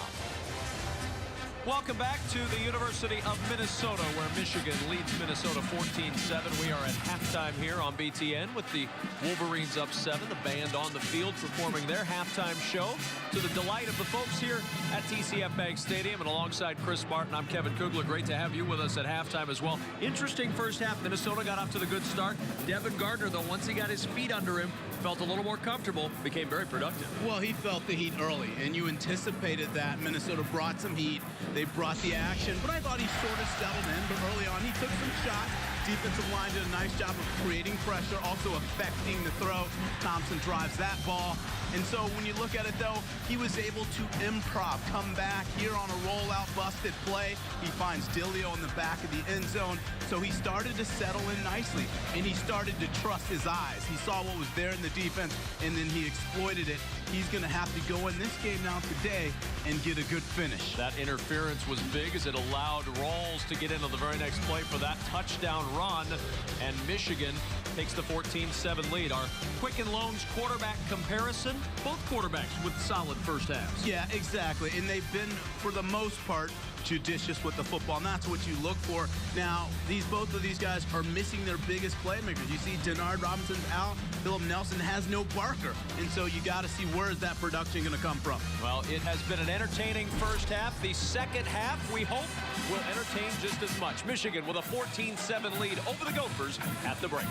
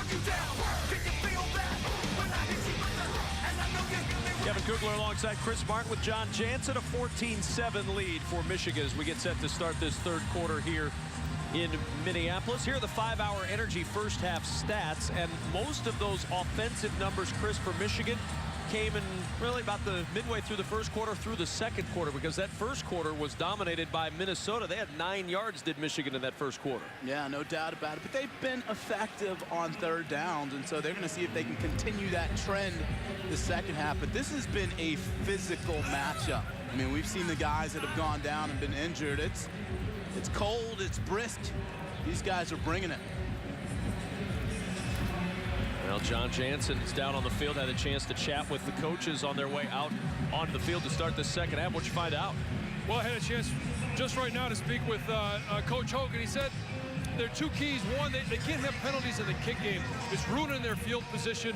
And two, they have to be able to stop the run. I talked to Coach Kill before he went into halftime. For them, they need to make big plays. They've had guys open. They've had running lanes. They have to follow through and make big plays against Michigan. Big John, it's been tough to make plays because they haven't had A.J. Barker. We know how they like to use him in that vertical pass game. He's one of the best receivers in the Big Ten, but somebody's got to step up. Now the first half possessions for Michigan, that man stepped up as the second quarter rolled along. You see the beginning. Punt, interception, punt. But then, how about that? 12 plays, 91 yards. 13 plays, 90 yards. He didn't look like a guy who hadn't played quarterback for over a year on those two drives to end the first half. Nor did he look like a guy that'd be crushed mentally. I mean, he was able to bounce back through the adversity. Now he's going to get a chance here early to come out and make a mark. It's warmed up 3 degrees since kickoff. Nice. Chris sporting the ball cap, the cap here, not a ball cap. It's a skull cap. It's a. I apologize. It's a skull cap. It's bright orange. It's very nice. I can't look at you for long. My retina's burned. As Norfleet, about 7 yards deep, takes a knee and out to the 25-yard line. Well, we asked you earlier in the broadcast, hey, please go on Twitter and vote in our Twitter poll. Thankfully, some of you did, and the Little Brown Jug, 94% winning the best trophy game. How about that? Living in the now on the world of like Twitter. that. We get those padlocks off. BTN.com/connect. There are those padlocks. Now, in all honesty, Chris and I got to play with the Little Brown Jug yesterday for a little bit. We had it on the field, tossed it around a little bit. It was a very exciting moment for us. Surprised to see that you had good hands. You didn't drop it at all. You know, you wouldn't think that looking at me. From the 25, first down and 10. Toussaint with very little room to run. And are you surprised that we've seen such little effectiveness from Toussaint and from Kirkwood for Minnesota? Yeah, you know, I think the line play for Michigan hasn't popped open in the run game yet. And Fitzgerald's a guy that you got to give him some ample running lanes because he's not going to create it on his own. I talked about that in the first half, how he's not so shifty. And so the offensive line of Michigan, they got to control the trenches to create bigger run lanes. Second down and 10 from the 25. Gardner, quick toss, and it's incomplete. That is fortunate for Michigan as Gallen couldn't pull it in. That ball hung in the air for what seemed like forever. An ample opportunity for somebody to pick it off. Well, this has sort of been indicative of Gallen's season. Inconsistency. That's a ball he should catch it, but his play's sort of spotty. He lets the ball work into his pads. See how he doesn't get his hands around to pluck the football out of the air? He lets the ball get into his body. Nice to see him back out on the field, as well as the man who was defending him, Michael Carter. We showed you sending Carter going to the locker room before the end of the first half a little early. Both back out there now, as it's 3rd and 10 at the 25-yard line. Gardner under some heat again. This is where he made a big play in the first half. In trouble, and Gardner's going to be sacked. James Manuel able to harass Gardner and finally catch him at the 16. Cameron Botticelli there to help clean up. You know, sometimes it takes a bad play to get you to learn a lesson. See, he did this in the first half, and it worked to his benefit. But here he's got to get rid of the football. But instead, he holds it too long. It allows the defense to get there. Quick reaction, credit Minnesota. Marcus Jones back awaiting the punt, and another short punt There have been problems. Hagra had a short punt in the first half. This one going to give Minnesota excellent field position. And this second half starting much like the first half did. Michigan deep in their own end, and Minnesota with terrific field position. They'll start at the Michigan 42-yard line. Yeah, and this is where you want to see Philip Nelson really settle in. Come back and be the field general. You know, I expect to see more movement. Get him outside of the pocket. Some zone reads and get Kirkwood involved as well. From the 42, first down and 10. Kirkwood gets involved on the first play. And Kirkwood down near the 35-yard line before Morgan and Floyd could come up to corral him. A 7-yard gain on first down for Donnell Kirkwood. You know, Kirkwood hasn't scored in his last 70-plus carries. And he's a guy that if Minnesota's going to go, he's got to pound it, and he's got to find a way to get in the end zone. And what that'll do, in effect, is sort of loosen up things, and then the pass game can get going with Nelson and more than likely Marquise Gray. With the action today now, 76 carries without a touchdown, the most in the Big Ten for Donnell Kirkwood. Play action to Kirkwood. Nelson with a quick toss. Fleshek, the young freshman tight end, down to the 25-yard line. Raymond Taylor on the tackle, but they love this freshman out of Waco, Texas. Well, that's because they love to move him around. He's a big, active body. Just a high percentage throw, easy rollout, going to the play side. Good execution by the Gophers. He was an all-state defensive lineman in high school. They brought him out of his red shirt a few weeks ago. Thought he could contribute, and he has. Third catch of the season. From the 25 on first down. Williams in trouble, and he's going to lose yardage. Boy, well defended by Michigan. Kenny Demmons, the middle linebacker there to make the play and throw him for a loss back to the 28. You know what Michigan's doing well is they're fighting off blocks. Watch how they get through the traffic on the field. Good job by Jake Ryan fighting off a block. Demmons, as you pointed out. You know, Michigan, they don't stay married to blocks. They get off and they get down the field, and that's how they make so many disruptive plays. Second down and 13 at the 28. Motion coming across. They fake to give to the motion man, and a big hole for Kirkwood. And Kirkwood a yard shy of the first down at the 16-yard line. Kenny Demmons and Jordan Kovacs on the stop. Well, we were talking about Kirkwood, how he's going to have to get inside and him up in the run game. This is exactly what they do. A little misdirection. He finds the cutback lane.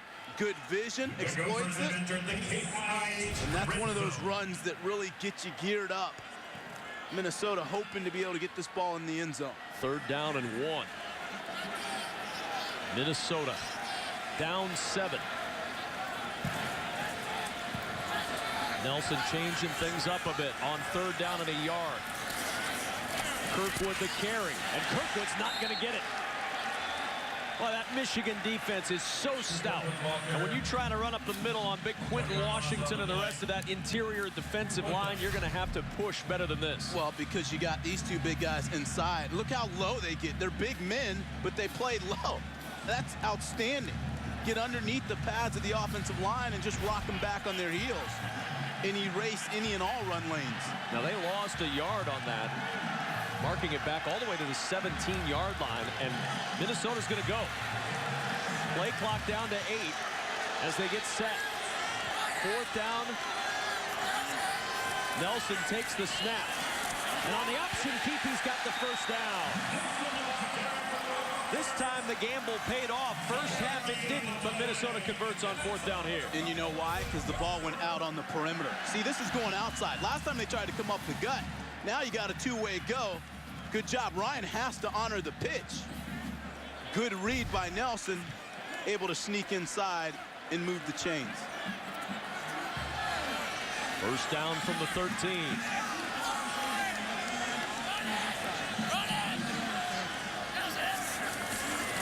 Kirkwood. And there's Ryan.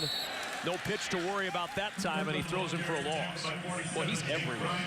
Kev, now you're Minnesota. You're inside the red zone here. You got a 6'4" athletic receiver in Gray. Take a shot to him. Injured player is Brennan Byer, defensive end who's made a few starts in the last few games. And Byer down on the turf here at TCF Bank Stadium. Coach looking on. We saw a lot of Michigan fans wandering around downtown last night. They're well represented as always. See if we can see the injury to Brennan Byer on this play.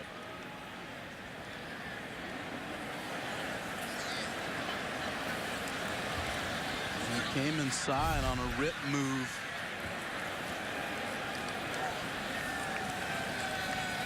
Back on his feet. Nice to see that.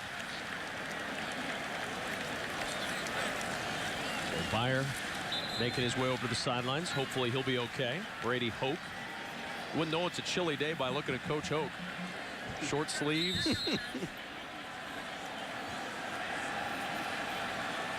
Michigan man. Now, Michigan man's not wearing a coat on a day like this. And of course, a happy birthday today to Brady Hoke. You want to catch cold on your birthday. But you do want to catch a win, and sure, that'd be a nice birthday present. 2nd and 11 from the 14. On the reverse. Ray trying to find some running room, and he's down to the 20-yard line. Loss on the play. Jake Ryan on the tackle, and nowhere to go from KJ May as he loses yardage. And to me, this is just too cute. I mean, there's no reason. We're going to see Ryan come up here and wall off things, but there's no reason to be cute here. You know, you talked about taking a shot, and watch how he fights down the line. Look at that. I mean, that is athleticism. He's able to hold off the blocker while identifying where the back is, slide off the block, and make the play. Yeah, Philip Nelson was the intended blocker there. I say intended because he really didn't throw much of a block. Sort of a pick. 3rd and 17. Nelson stepping up, throwing for the end zone, and nobody there. Looking for KJ May. Thomas Gordon was out there on the coverage. The Minnesota fans arguing there should be a flag. Thomas Gordon does not believe that, and he did not get one. Well, they're saying we've seen this movie in the first half when they got nailed for it.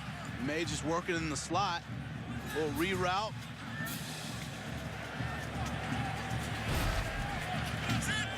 So now a field goal try, and it's a fake, and they toss it out to Nelson, and Nelson's going to be well short of the first down. We told you earlier that Wettstein last year against Wisconsin scored a touchdown. This time the toss to Nelson on the fake, and it goes very, well, frankly, nowhere, and Minnesota gives it up. And that is one you just got to rip out the playbook and probably toss in the trash. Because you're running that to a short field, so there's not a lot of room to go. It's easy for the defense to recover. That play was just doomed from the start. And Eldred got up through the pass. Ugh. And it's just hemmed up against the sideline. You can use the sideline as an extra defender. Somehow that's not exactly how it was supposed to go in Jerry Kill's mind, I'm sure. So Minnesota comes up empty. Still a 14-7 lead for Michigan.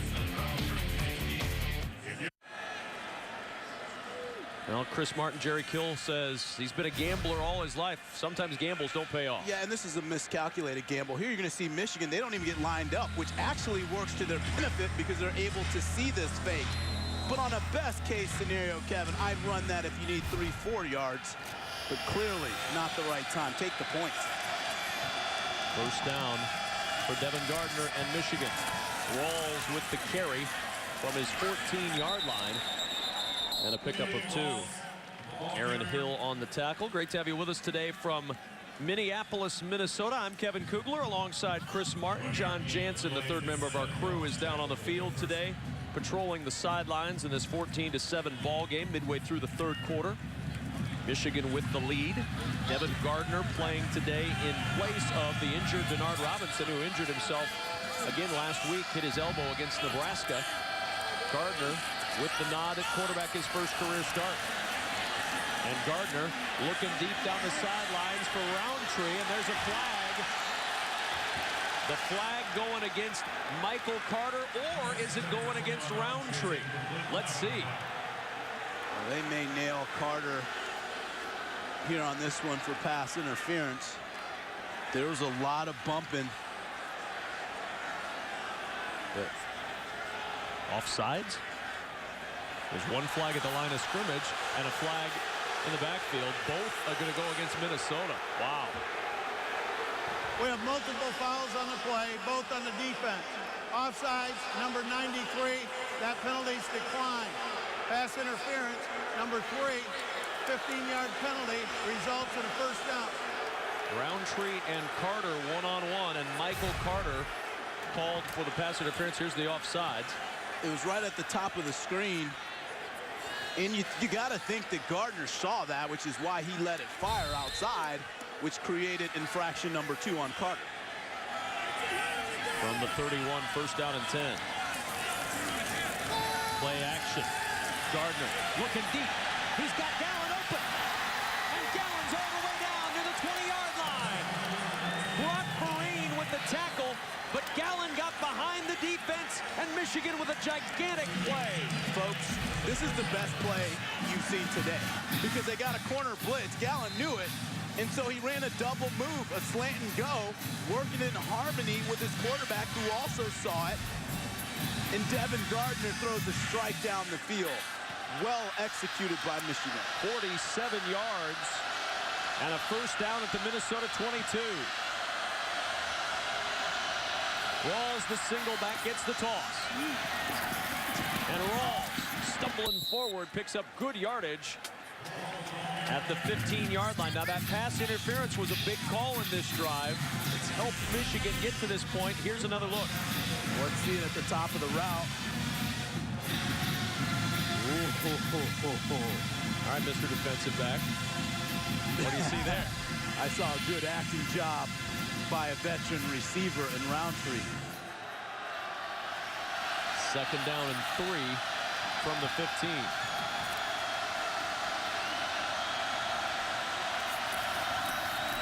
Toussaint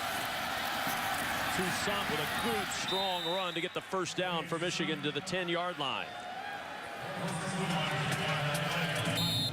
And Michigan, once they get inside the 20, inside the 15-yard line, they just got to get back to that pounding mentality. You know, you don't have Denard Robinson in the game to get out on the perimeter, do some veers, and get outside. So you got to stick it inside, and that's got to be Toussaint. First down and goal from the 10.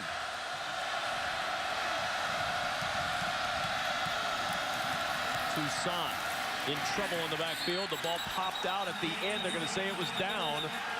Scramble for the ball after D.L. Wilhite came up with the tackle of Fitz Toussaint, but the officials immediately blow it dead. No gain on the play.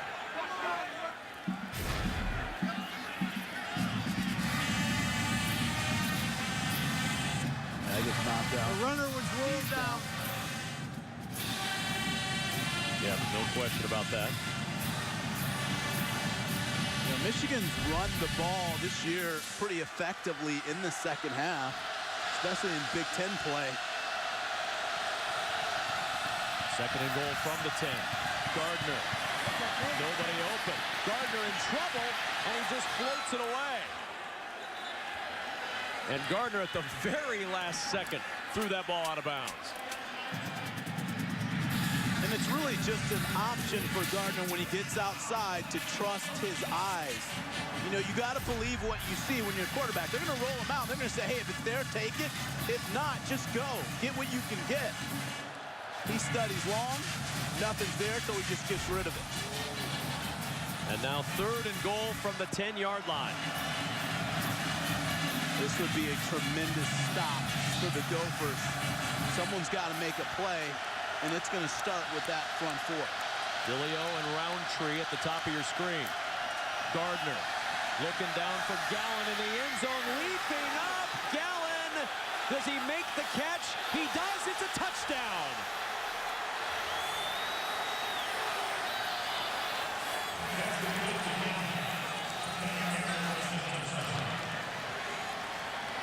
Gallen with the leaping grab in the corner of the end zone. Let's watch it again.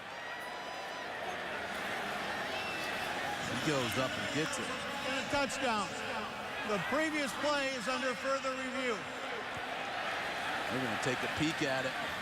Did he control the football and get that foot down? It's a nice job of going up high.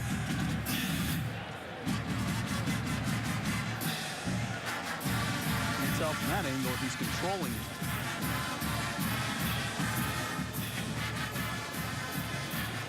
Looked like it was jiggling just a little bit on that angle. Watch this one again.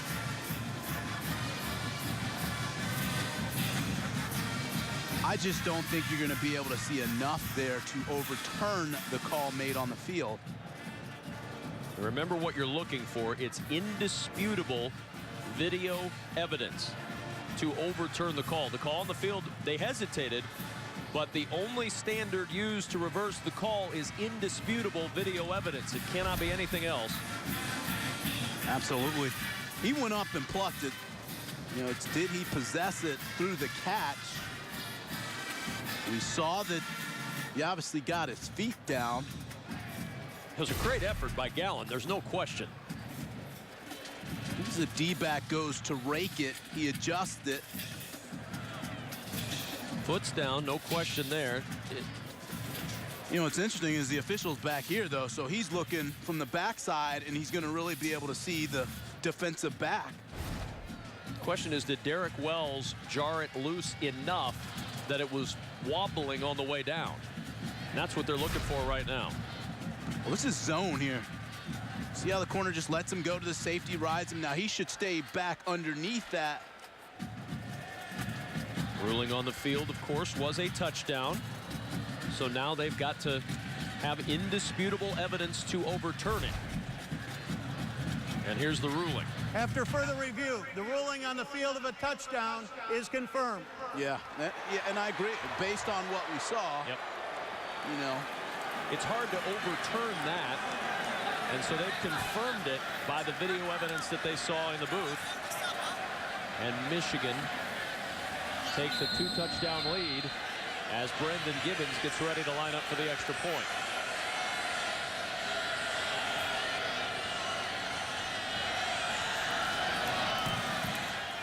Gibbons' kick is good. And with 5:05 remaining in the third quarter, Devin Gardner has done it again. He leads Michigan down the field. 21 unanswered points. Michigan with a 21-7 lead over Minnesota.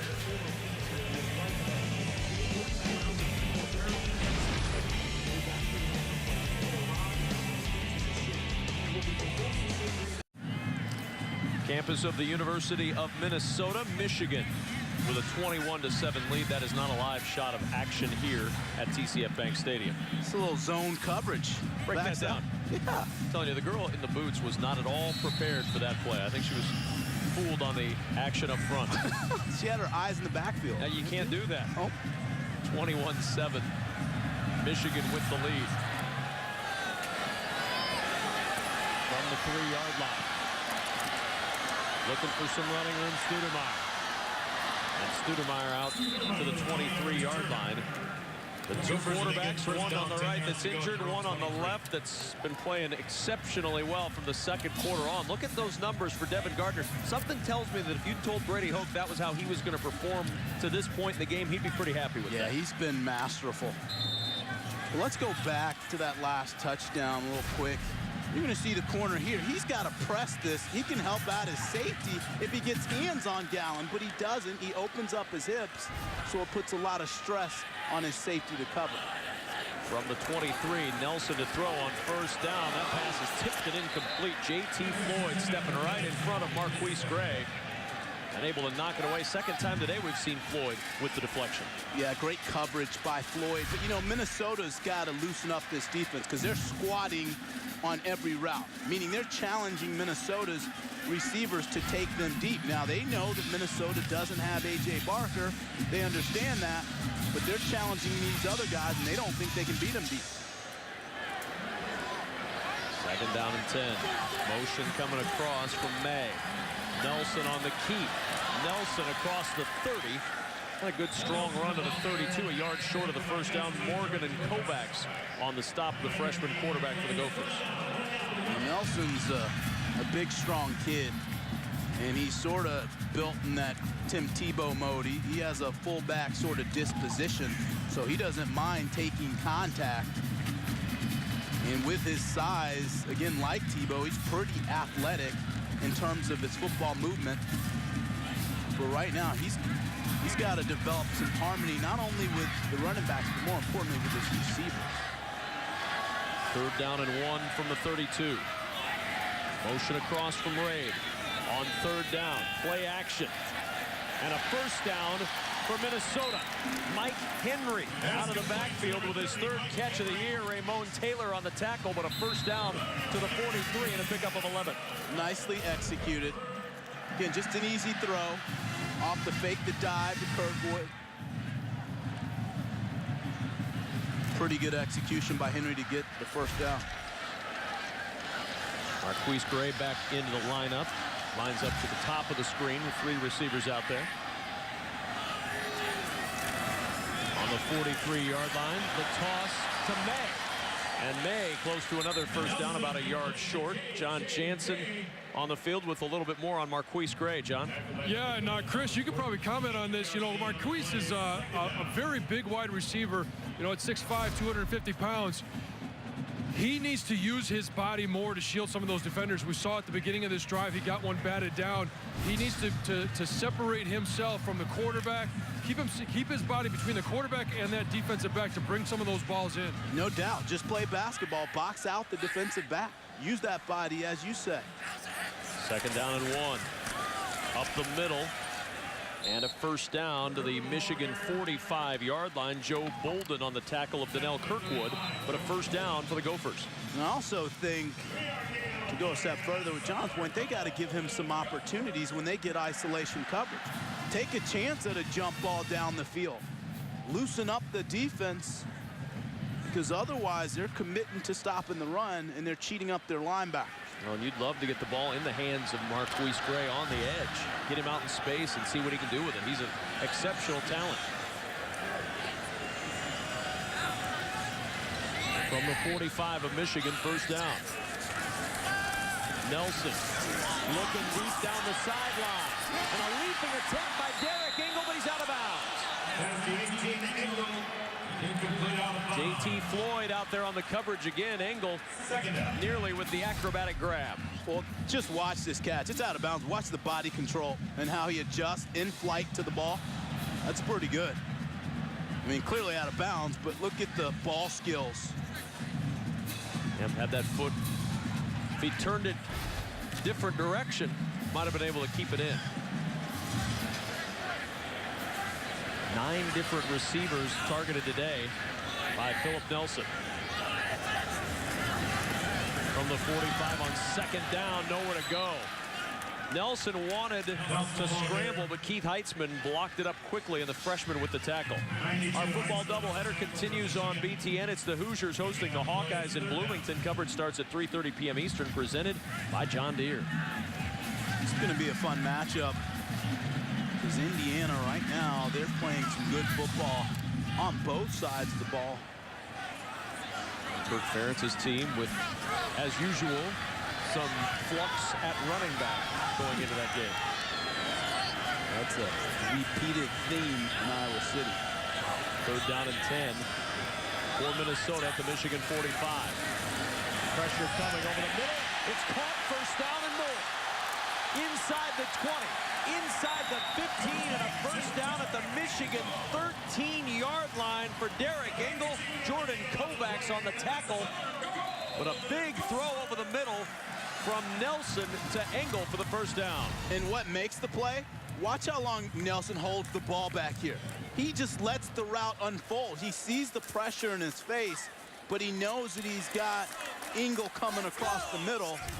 Very well done by the freshman quarterback. 1st and 10 from the 13. Now I'm taking a shot up top. Give to Kirkwood, and Kirkwood takes it to the 10-yard line. They're not going to ask you to call plays, obviously. You get one-on-one coverage, 6'4" receiver athletic. I am taking that shot.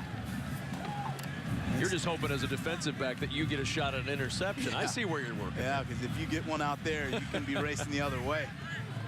Well, Michigan is pretty stingy in the red zone, though. Second and 7 here. 3 receivers into the pattern. Nelson going to throw for the end zone, a little too tall for Marquise Gray, and there's a flag. And it's going to be pass interference against Michigan. And that's the play that I wanted to play before, when they had more space and more isolation. Chances are Gray's going to draw a penalty like that. Raymond Taylor was on the cover. Pass interference. Defense, number 6. Ball will be placed at the spot of the foul. Results in an automatic first down. So a first and goal now at the 3-yard line for Minnesota. Trying to punch it in here. See, look how he works in to create separation. Every time you get the hand around the body, they're going to call that. Yeah, he's fired up. First and goal from the 3 as the Michigan coaching staff tries to devise a way to stop Minnesota here. Up the middle. Not a lot of running room for Kirkwood. Kenny Demmons fills the hole quickly. No gain for Kirkwood. Well, we talked about how Michigan's very stout inside. Holding up defensively. Can they keep Minnesota out of the end zone? We'll find out when we come back.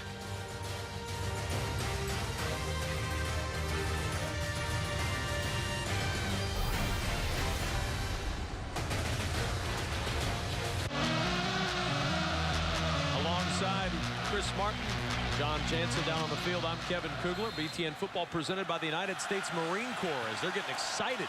Yeah, they can feel the energy. Second and goal from the 3-yard line. Minnesota trying to march one in. Nelson on the keep, and he's not going to get away from Jake Ryan. He's played another great game today, has Ryan, and he throws Nelson for a 1-yard loss. Just discipline. Makes an athletic play. He sees the option coming to him side, play side. He doesn't jump outside. Now Nelson's got to pitch it, because if he sees color in the hole, being number 47, that ball's got to go outside on the perimeter in the pitch. He misreads it. Great play by Jake Ryan. Huge play here for Philip Nelson in this Minnesota offense. Third and goal from the 4, down 2 touchdowns. Fumbled snap, we've got flags. The play stops, and it has to have stopped because of early movement. A break for Minnesota. Ball start. Offense, number 52. 5-yard penalty. It remains 3rd down.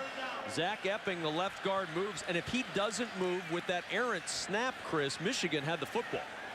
No doubt about it, but now you're just seeing some youth.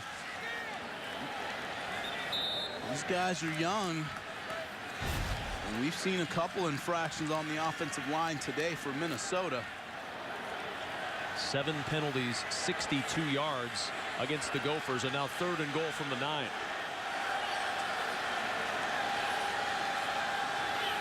Motion across from Engel. Doesn't get any easier. Nelson to throw over the middle. It's deflected and almost intercepted.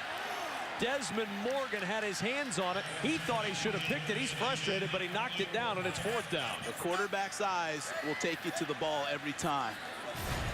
And watch how he just reads Nelson's eyes and then makes the break on the ball. Should have picked it. Gets in that passing lane. Pretty nice play by Desmond Morgan. So now Minnesota to try a 27-yard field goal attempt. And the kick is good. So Jordan Wettstein puts the Gophers back on the board. But they had it at the 3-yard line, and they went backwards and settled for a field goal. A 21-10 ball game, 4th quarter in Minneapolis.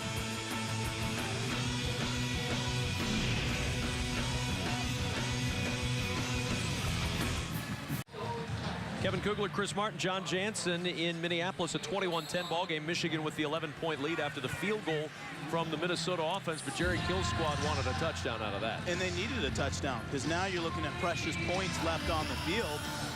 You know, we saw a botched fake field goal attempt, left more points on the field. So there's some opportunities that have been slipping past the Gophers. Norfleet from the goal line.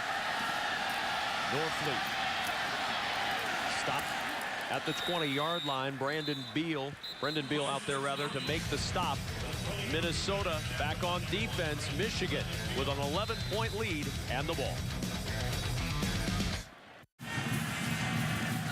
Denard Robinson looking on today as he has throughout the day. On the sidelines, not playing. Devin Gardner, though, doing a very nice Denard Robinson impersonation on the field right now for Michigan. On first down, on the sweep, Gallen trying to find some additional running room, and Gallen with a first down across the 30 to the 33-yard line. Aaron Cochran on the tackle for Minnesota. That was great blocking up front. Toussaint was leading the way. Got a pancake block out on the corner. Allowed Gallen to cut it back. Well, Michigan would like nothing more than for those big guys up front to be able to clear the road for several more plays. Take a little air out of the ball. First down and 10. Toussaint breaks one tackle and picks up a couple to the 35-yard line. Mike Rawlis and Derek Wells make the tackle of Fitz Toussaint.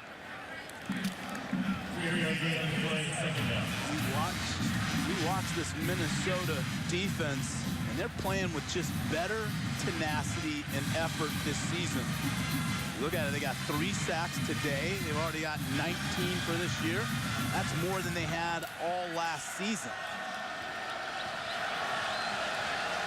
Second down and 8. Gardner gonna run. Hit hard.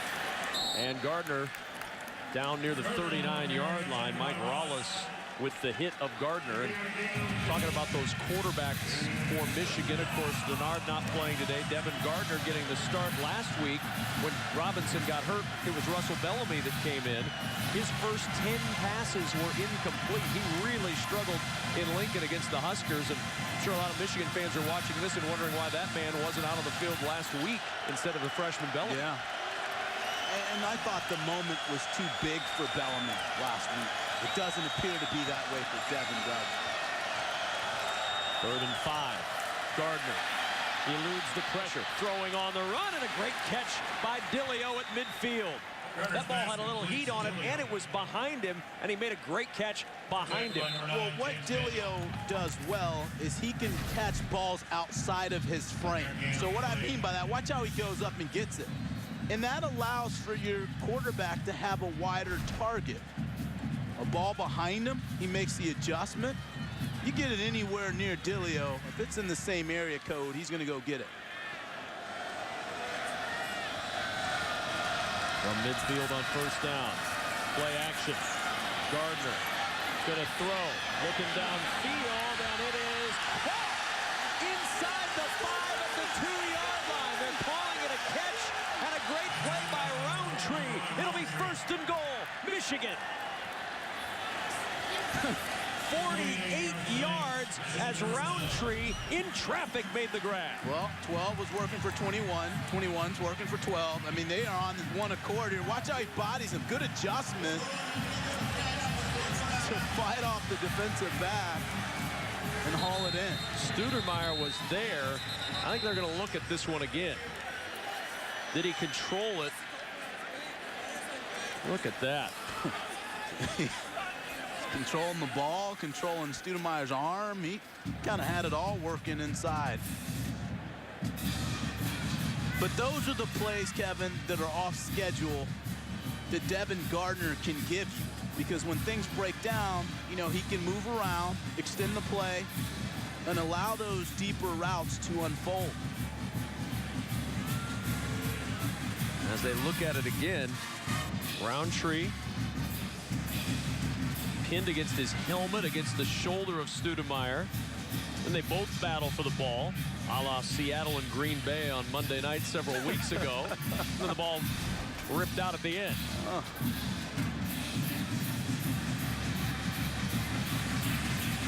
What an effort by Roundtree, and how he got his hands on that ball. Stoudemire was in great position. Yeah, he was. Right in front of the play, and still Roy Roundtree able to make the grab. That's what you call working for your quarterback. Well, how about Devin Gardner? 12 of 18, assuming this stands. 234 yards and 2 touchdowns. And where he's done it in the vertical pass game, which for a guy who After doesn't further have any review, reps. the ruling on the field of a catch stands as called. First down, Michigan. Stands as called. Of course, the verbiage is always important in those. Stands as called essentially means that there's not video evidence enough to overturn the call on the field. Yeah. And I would agree with that call once again. So now Michigan with a chance perhaps to salt this one away. 21-10 the lead, and first and goal from the 3-yard line. Wall. And a nice play by Minnesota. Stoudemire was there along with Brock Vereen. No gain on the play. Well, you got to love the willing tacklers. Stoudemire. And you're taking on a big guy. He comes up. Watch how he squares up on him. Comes to balance. It helps that you got the running back slipping a little bit. And there's Keenan Cooper, who's making his way off the field. Cooper wearing number 51 in honor of late Gopher linebacker Gary Tinsley. And Tinsley passed April 6th with an enlarged heart linebacker from a year ago. And Keenan Cooper was actually the guy who found his friend and teammate Gary Tinsley. Second and goal from the 3-yard line. Rawls trying the outside. And Rawls gets banged down after about a half-yard. 2 nice defensive plays from the secondary. That one, Derek Wells, who came up to finish off Rawls. You hear guys say, bring it. I think this is what you mean by bring it. Watch the way the running back's going to go backwards here. That's bringing it. Good job by Minnesota being physical at the point of attack. And this would be a major win for Minnesota if they can keep Michigan out of the end zone. Third down and goal from the 3.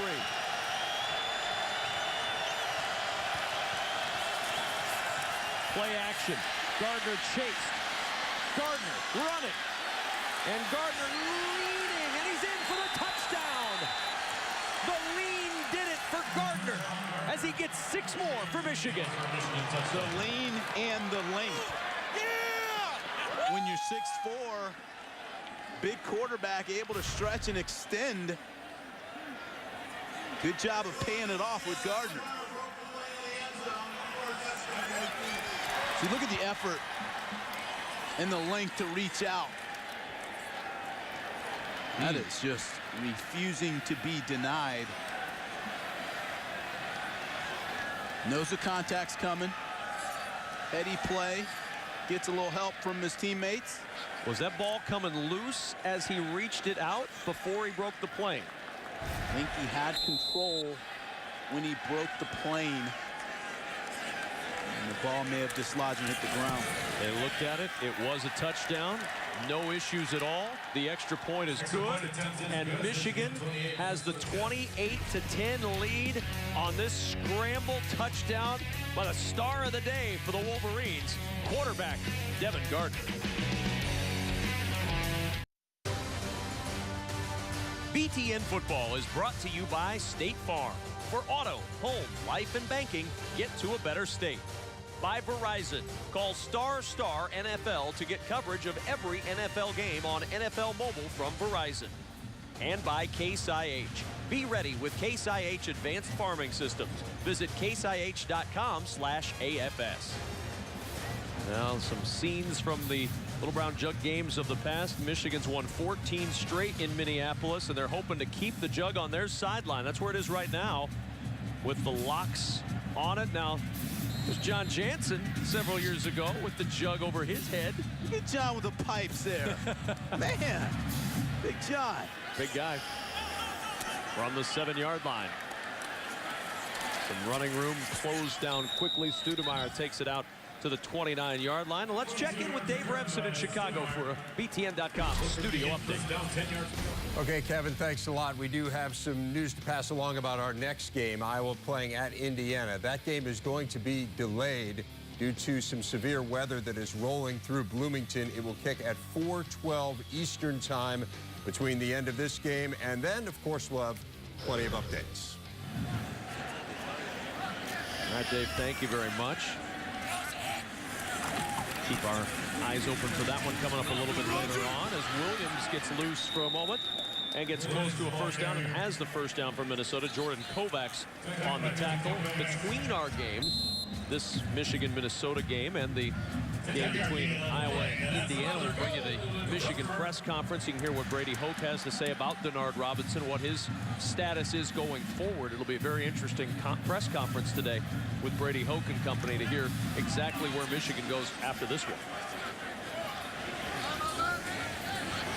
Minnesota's got to get this offense cranked up. It stagnated last week as well in the second half. Williams on first down gets a yard to the 40-yard line. Today's Heisman history brought to you by Nissan. November 1, 1997. Charles Woodson's touchdown, 33 yards against these Gophers. It was one of his 2 rushing touchdowns in his career. He went on to win the Heisman Trophy that year. And right there he's saying, I wouldn't have done it without the block of John Jansen. But of course. And that was obvious. All right. Yeah. Yeah, it was all John on that play. Hey, you guys know where it all starts. So did Charles Woodson that day, I'm sure. 2nd and 9 from the 40. Nelson throwing out to Frichte, who makes the catch at the 47-yard line. So now you got the jug, though, on that day. He got the, maybe he gets the Heisman Trophy, and he's, one of the great players of all time, college or pro, but you got to carry the jug off the field. Hey, one thing I've always been told, you got to know your role. And mine was not to be carrying a Heisman, but nothing wrong with carrying that jug off. John got to carry the jug off the field yesterday as well with some help from our producer, Jim Ressler.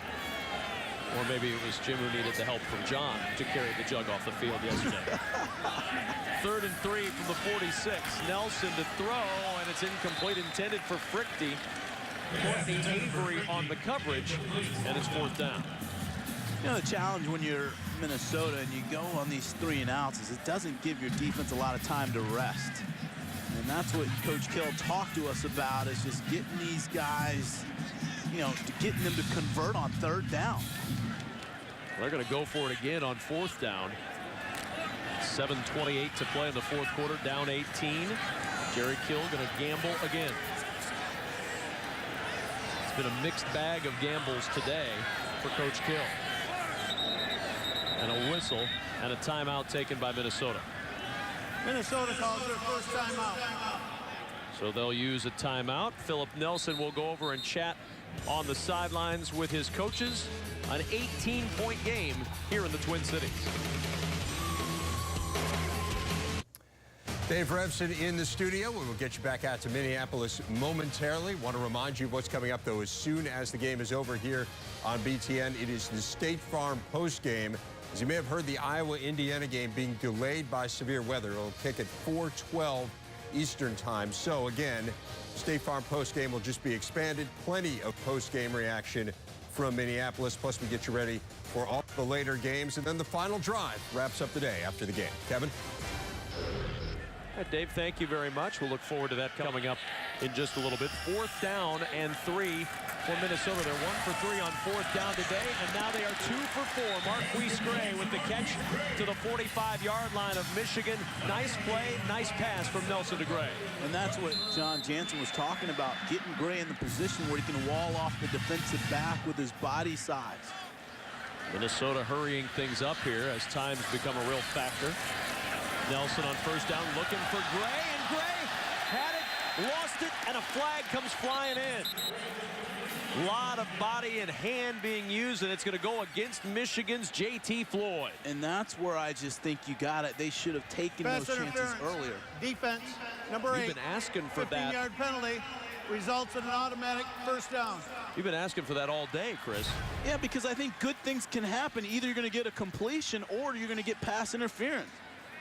A lot of jockeying for position. He saw the defensive back, Floyd, was not looking back for the football, so they're going to make that call every day of the week.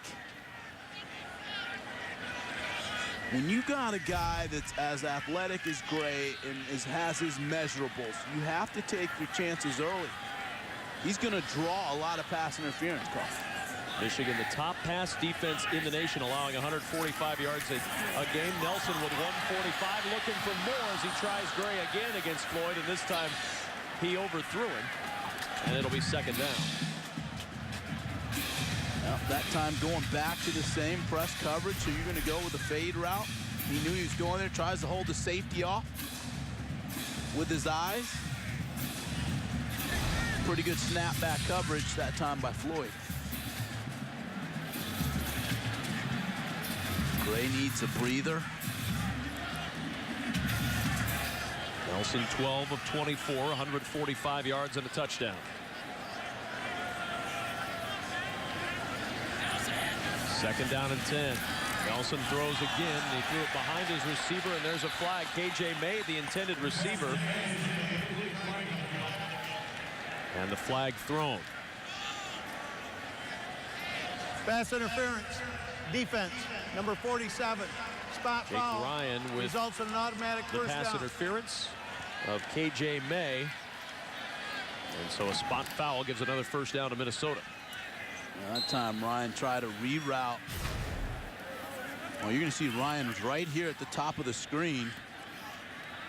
Now he gets out of frame, but watch how he gets in the throwing lane, and he's jockeying for position, but May was trying to come inside, impeded his route. Good pickup by the official. May, the motion man. Nelson going down the sideline, and it's incomplete. Taking a shot with Andre McDonald, the freshman from Minnesota, and it's second down.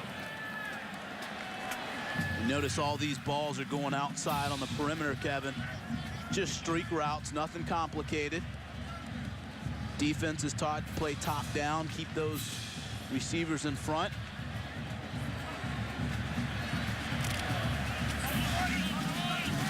Second down and 10.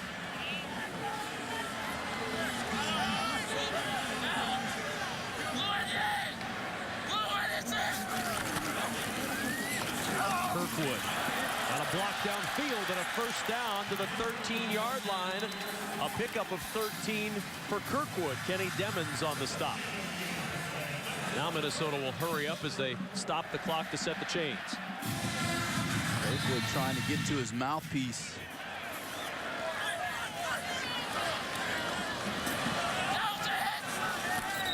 And whistles and flags and movement again.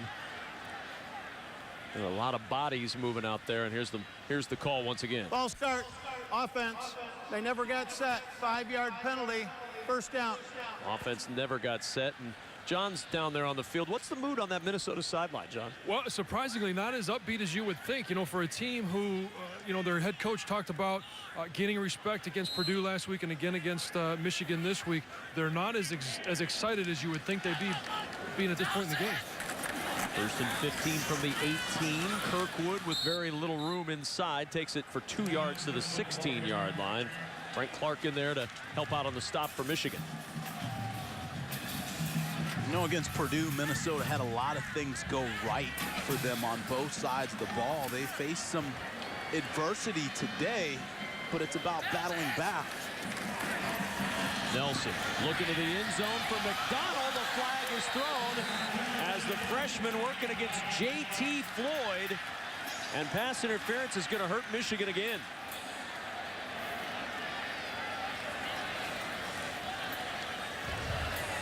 Pass interference, defense, number 8. Spot foul, automatic first down. When you have physical corners like Michigan, sometimes, you know, it's a lot of grabbing and hand play. Let's check it out.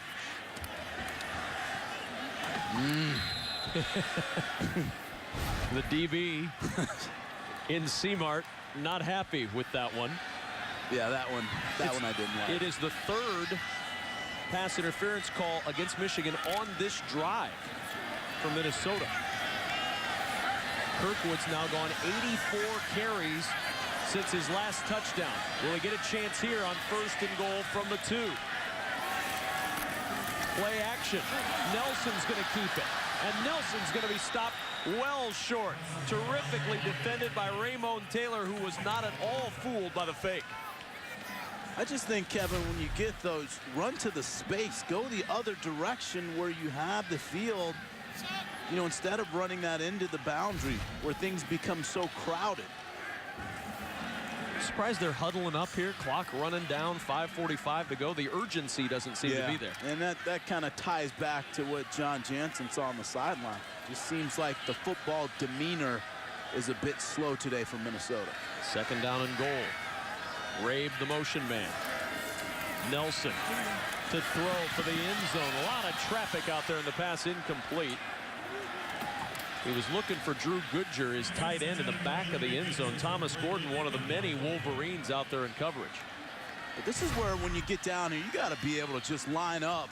You got a 220-pound running back in Kirkwood and just go hat on hat and get some blocking up front and put the ball in the end zone.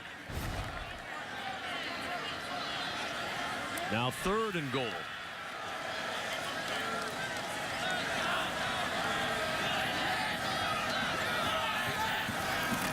Nelson, the fade for Gray, and the jump ball is incomplete. Coverage from Taylor, and it's 4th down.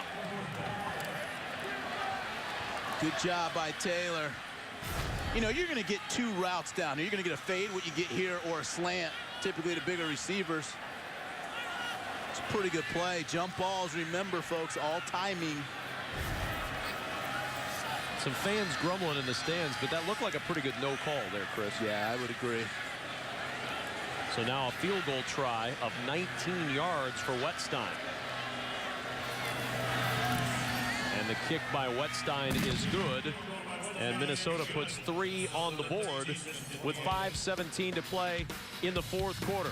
Gophers trying to cling to life, down 15 late in the 4th here in Minneapolis.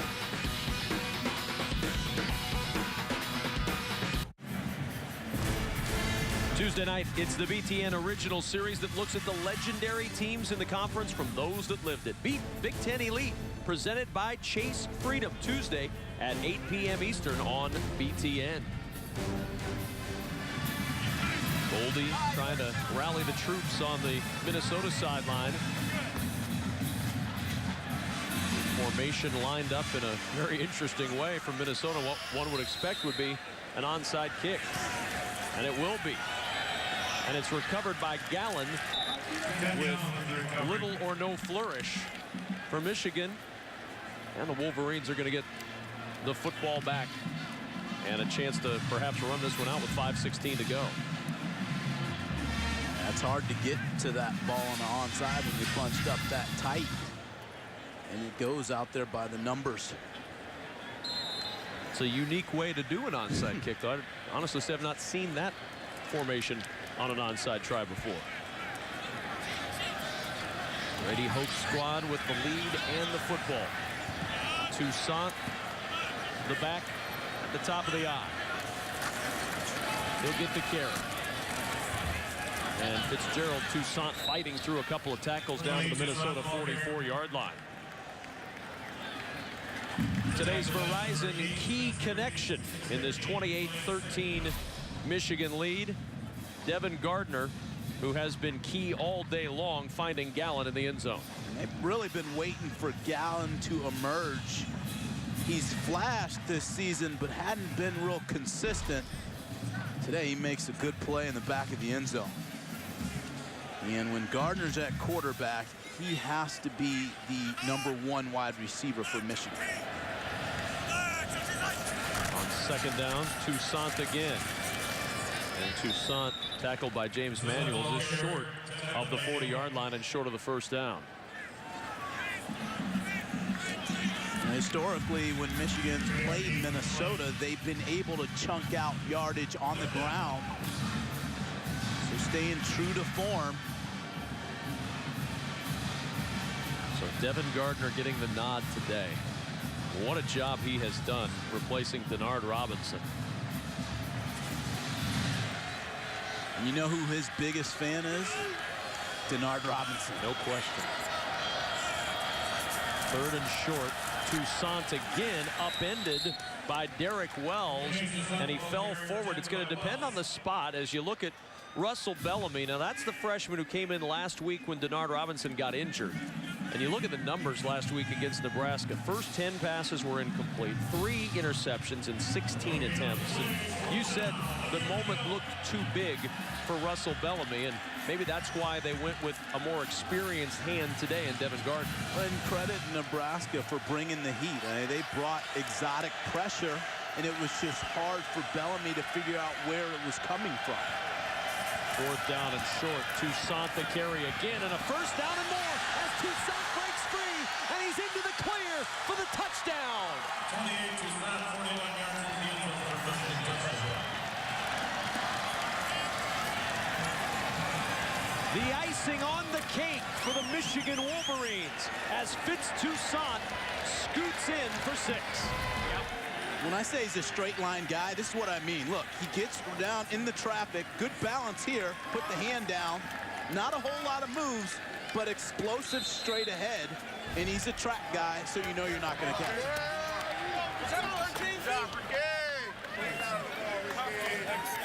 Gibbons on for the extra point.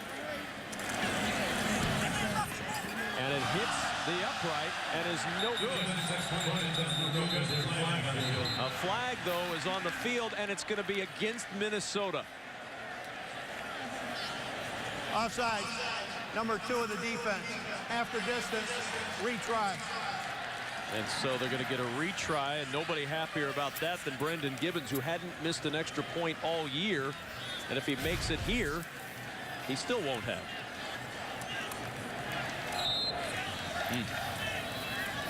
Oh, and Jerry Kill is going to be fit to be tied because he is a staunch disciplinarian, and he knows there was a lot of mental breakdowns today with the Gophers. Gibbons good this time on the extra point. And Jerry Kill and his squad down 35-13. And this is a day, you see the purple ribbon worn by Coach Kill. It's Gopher Epilepsy Awareness Saturday here in Michigan. And Jerry Kill, one of the 2.2 million people in the United States who suffers from seizures. And John Jansen in the pregame show asked Jerry Kill about what this was all about today. Coach, I see you're wearing a purple ribbon today. Can you tell us a little bit about what that means and what it stands for? Well, you know, my wife and I are doing awareness on epilepsy. I think it's been well documented that it's a situation that I have, and I don't think a lot of people understand it. So we've taken it and working with the Epilepsy Foundation to bring awareness and let everybody know there's a lot of people just like us out here that can still do what we want to do. Great, thanks, Coach. Thank you. Well, and it's great to see Coach Kill representing the millions of people who suffer in the United States alone from seizures. And we applaud Coach Kill and his wife on their efforts. I'm not sure there's a coach out there anywhere that I respect more than Jerry Kill.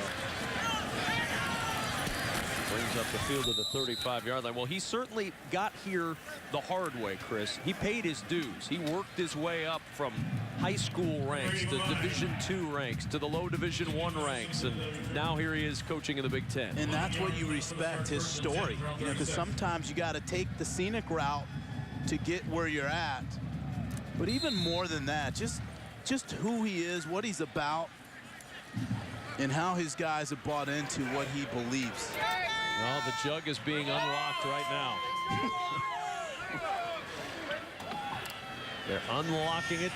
Make sure it's available in 3 minutes when a celebration will begin.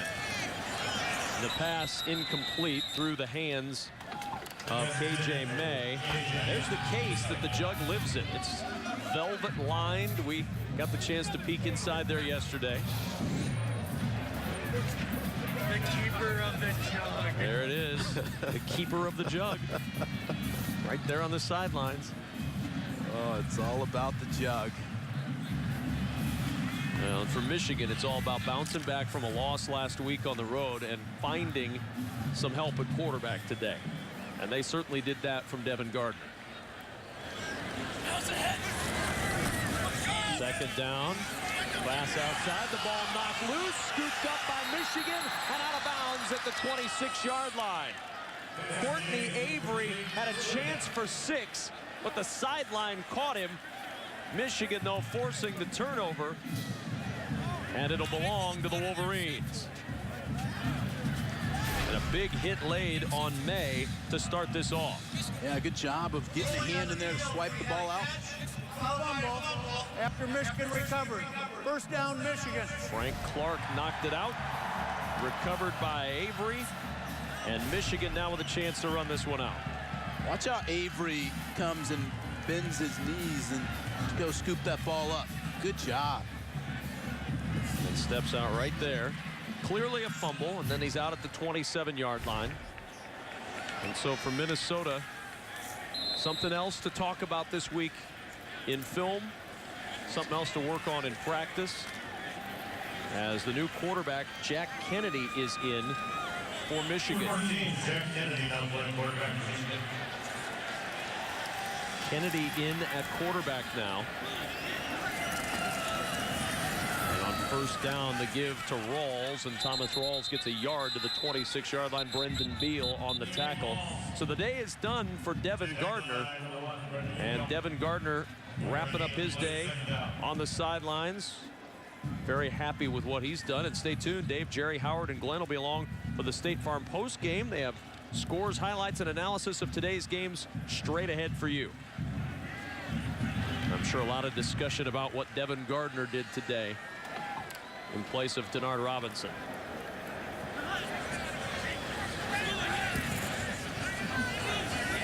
Kennedy, hands off, Rawls, and Rawls down to the 25-yard line. Well, it's time now for the John Deere Gator game changer, and this was the easiest call of the day. 12 of 18, 234 yards, 2 touchdowns, 1 interception, and the smile on his face. After this touchdown pass, he looked to the heavens and sighed a big sigh of relief.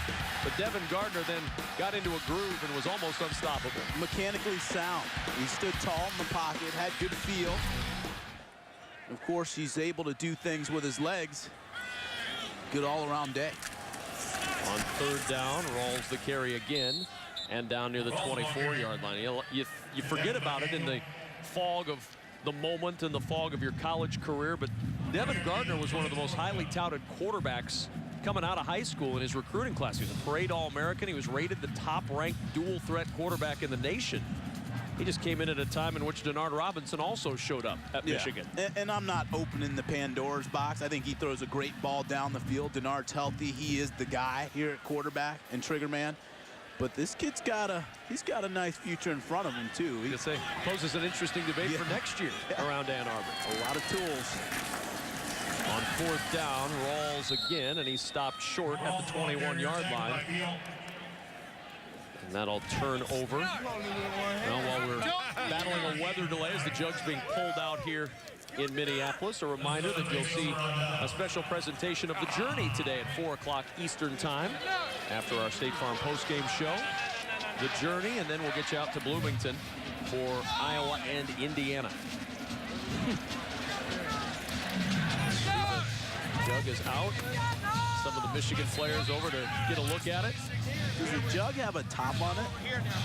Oh, it has to. I mean, otherwise, you open that thing up. Who knows what comes out of there? A State Farm post-game show coming up at the conclusion of today's game. Struggling forward, Roderick Williams out near the 27-yard line.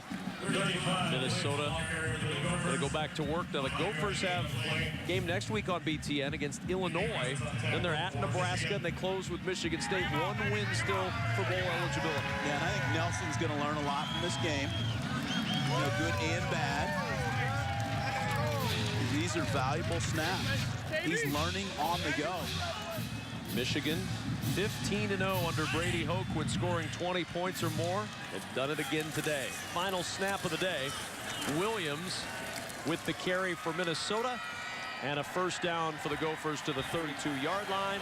And that is it, and the Little Brown Jug is staying in Ann Arbor as the Michigan Wolverines will take it back home. A proud moment. They went out and earned it today. Got after it on both sides of the ball. Offensively sound, defensively played well, Kevin. And two coaches with a ton of respect for each other there, Brady Hoke and Jerry Kill. They met up a lot when each were working their way up, and a lot of respect for the jobs that both of them have done today. That's it from Minneapolis. Our final score, Michigan 35, Minnesota 13. For Chris Martin and John Jansen, I'm Kevin Kugler. Let's send you to Dave, Jerry, Howard, and Glenn in our Chicago studio for the State Farm postgame. Kevin, thank you very much. Glenn Mason, Jerry DiNardo, Howard Griffith alongside. So a 35-13 win for Michigan. Again, just very quickly to take you through what's going on here. There's a weather delay in Bloomington. That game is now scheduled to start at 4:42 Eastern time. We will get you out there for the start of the game. We'll have the journey in between. And this was an impressive leg of the journey for Michigan here, guys, as they really exploded offensively. Well, they did. You know, the first quarter it was a little bit of little shaky. And you think with Denard Robinson not playing, you think, oh, boy, Minnesota's chance of winning greatly improved. Yeah, and Michigan had terrible field position. I mean, Minnesota was playing perfect early. I mean, it was the anatomy of an upset the way it started. But Devin Gardner really at the end, Howard, really, he was the difference in the game once he got into a groove. Yeah, I know you talk about teams that lose games, but I saw a lot out of Minnesota today.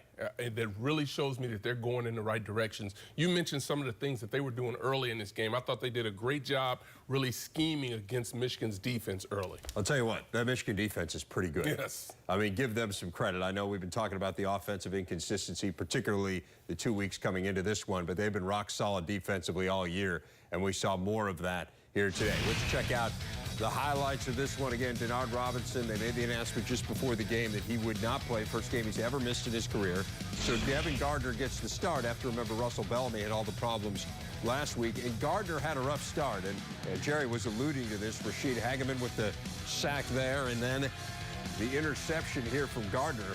That was the fourth pass that Michigan had intercepted, as opposed to 4 completions going back to the previous game. Remember, Bellamy was 3 completions, 3 interceptions, and Minnesota taking advantage. Philip Nelson to Isaac Frechte, 12-yard gain there, and then John Rabe, his 6th touchdown catch of his career. He has 15 grabs, 6 of them for scores. Minnesota on top 7-0. But the Wolverines respond on a 3rd and 17. Gardner just does an unbelievable job of buying time, and this was really the play where this game turned. Drew Dillio wide open, makes the catch at 7-7, and all of a sudden, Gardner just had a load of confidence, went on another drive. That had been a 90-yard drive. This one was 91. Thomas Rawls, the 2-yard touchdown run, and Michigan goes on top 14-7. Now to the 3rd quarter, a bit of a curious call here by the Gophers. 4th and a whole bunch. 4th and 16, and they try the fake to the short side of the field. Jerry Kill would kind of like to have that one back. They turn it over on downs, and then Michigan trying to get opportunistic, and they do. Jeremy Gallon in stride. What a beautiful pass there from Gardner. It was 12 of 18 for 234 yards, 47 on that play, and then Gallon, 10-yard touchdown catch. What a beautiful grab by Gallon, going up high to bring that one down. And Michigan on top 21-7. And then more from Gardner as we go to the 4th quarter. This time he'll tank it himself. 21 yards on the ground. Certainly is mobile. We saw some of that in this game. Good fight to get into the end zone. Michigan on top 28-10. And then Fitz Toussaint, who has been largely missing this year for the Wolverines. This is his longest run of the season on a 4th and 1. He takes it 41 for the touchdown, 70 yards rushing for Toussaint. $155 as a team for Michigan, and the Jug will stay with the Wolverines. It is the 38th time in the last 41 meetings between these two that Michigan has won the jug. Again, 35-13 is the final, and with that win, Michigan becomes bowl eligible once again as the Wolverines improved to 6-3 on the season. Here is John Jansen now with one of the heroes of the game, Devin Gardner. So, Devin, when did you find out you were going to be starting at quarterback today? They were just preparing me all week, and they said there was a chance that I would be. They said there was a chance that I would have to start or play a lot, so I just prepared like I was going to play. I know the expectation at Michigan is for the position, not necessarily the player. Tell me about the expectations you had coming into today. I mean, I feel like if I did my job, the defense would play well, we would run the ball well, and we would win the game. You know, it was for the seniors, to get their 6th win, so now they're guaranteed a postseason, and we're still chasing the Big Ten championship. Thanks a lot. Great job. Yep, thanks. But what a performance for Devin Gardner. Again, this is a guy who had thrown just 33 passes in his career coming in, a very highly touted quarterback. And guys, we're talking about this during the game. I mean, this was one of the highest touted quarterback recruits in the country, but just hasn't played a whole lot in his career. Goes 12 of 18 in this game. The yardage total nearly equals his career total coming in, and then equaled his number of touchdown and interceptions for his career in this game. So, I mean, really impressive, particularly given the slow start, Coach. I mean, early on in the first quarter, throws the interception, he took a sack, and just thinking, man, this isn't going to work out, and then it turned. And it turned, and you mentioned during the highlights, it turned on the 3rd and 17 play. Let's start looking at that play, and I want to show you the last play of this series that I will show you, really shows you a big part of his ability. There's a clock there at the bottom left of your screen. It's gonna stop at 9.6. What's impressive here, not is Devin's ability, but the fact that he knows where that receiver is and he finds that receiver. A lot of guys can scramble. To scramble and find a receiver is pretty impressive. How about this for poise? He's throwing out of his own end zone. That's pretty impressive when you consider how little quarterback he has played this year. And here's another case where he avoids the rush. He obviously can spin it. Now, this is the one where if he couldn't run a lick, he looks like a heck of a quarterback. It's just a perfect throw. And I think what's even more impressive than anything, Howard, is how well he played after that 3rd and 17 play without having many reps all year at quarterback. And it showed. He was rusty early, but I think what was impressive, and you showed it on your first clip, you talk about the long touchdown pass to Dilio, the scramble drill. And teams practice this. When the quarterback's in duress and they're running around, there's always going to be a guy that's going to go deep, a guy in the medium range, and someone's going to be short. And I thought they did a great job of really being in position to make a play downfield. He mentioned a couple times he got off to a slow start. Let's be honest and fair to him. He wasn't taking over an offense that was hitting on all 8 cylinders. Right. You think about, Bellamy was the quarterback last week against Nebraska, but that offense wasn't very good. So, after they got going, they're pretty good today. Yeah, fair point. I mean, this is an offense that had not scored a touchdown in the last 2 games. They get 5 touchdowns in this one. Again, some of it's the opposition. Minnesota wasn't great defensively, but Minnesota has improved very much this year on defense. So not a terrible D by any stretch, a very impressive showing by Devin Gardner. Let's go to his head coach now, Brady Hoke, who is standing by with John. Coach, Devin Gardner did a great job stepping up, had the 1 interception early, but really settled down and played well. What was your assessment of him? Well, I would say the same thing. I think, the one throw he'd like to take back, we'd like to take back, but I thought he managed our team. I think he really threw the ball well when we had to, created a couple things with his feet, but I think one of the better throws, he threw it out of bounds too, so sometimes that works. Defense continues to be real stingy. Yeah, I think we didn't play against the run very well, and that bothers us, and when you do that, you got to play a little tighter coverage too. I know it's your birthday today. Happy birthday. Thanks, anything special planned for this evening? No, John, thank you. Thanks for joining us, Coach. It's nice of Brady to give us some insight to what he's got going on. He's got to have something, right? He doesn't eat all day, right, on game day. He's hungry on game day. Brady doesn't eat sweets, though. He's on a strict diet. Come on now.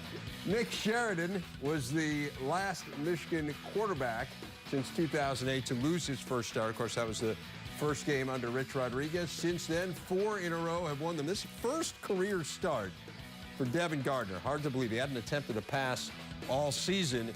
And Howard, I was alluding to this a little bit before. He certainly got helped out a bit by the Gophers defense. Well, no question about it, particularly in the secondary. When you think about their inability to break and make plays on the football, you talk about losing Drew Dilios early in a scramble drill. You've got to know where those receivers are. And I thought they really didn't help themselves from a defensive standpoint to allow them to step up and make plays. When you look at some of the tapes, you just can't let guys get behind you. You got to know where your guys that you're supposed to be covering are located on the field. And Devin Gardner made that tough for him by extending the plays, by getting outside of the pocket, by keeping his eyes downfield.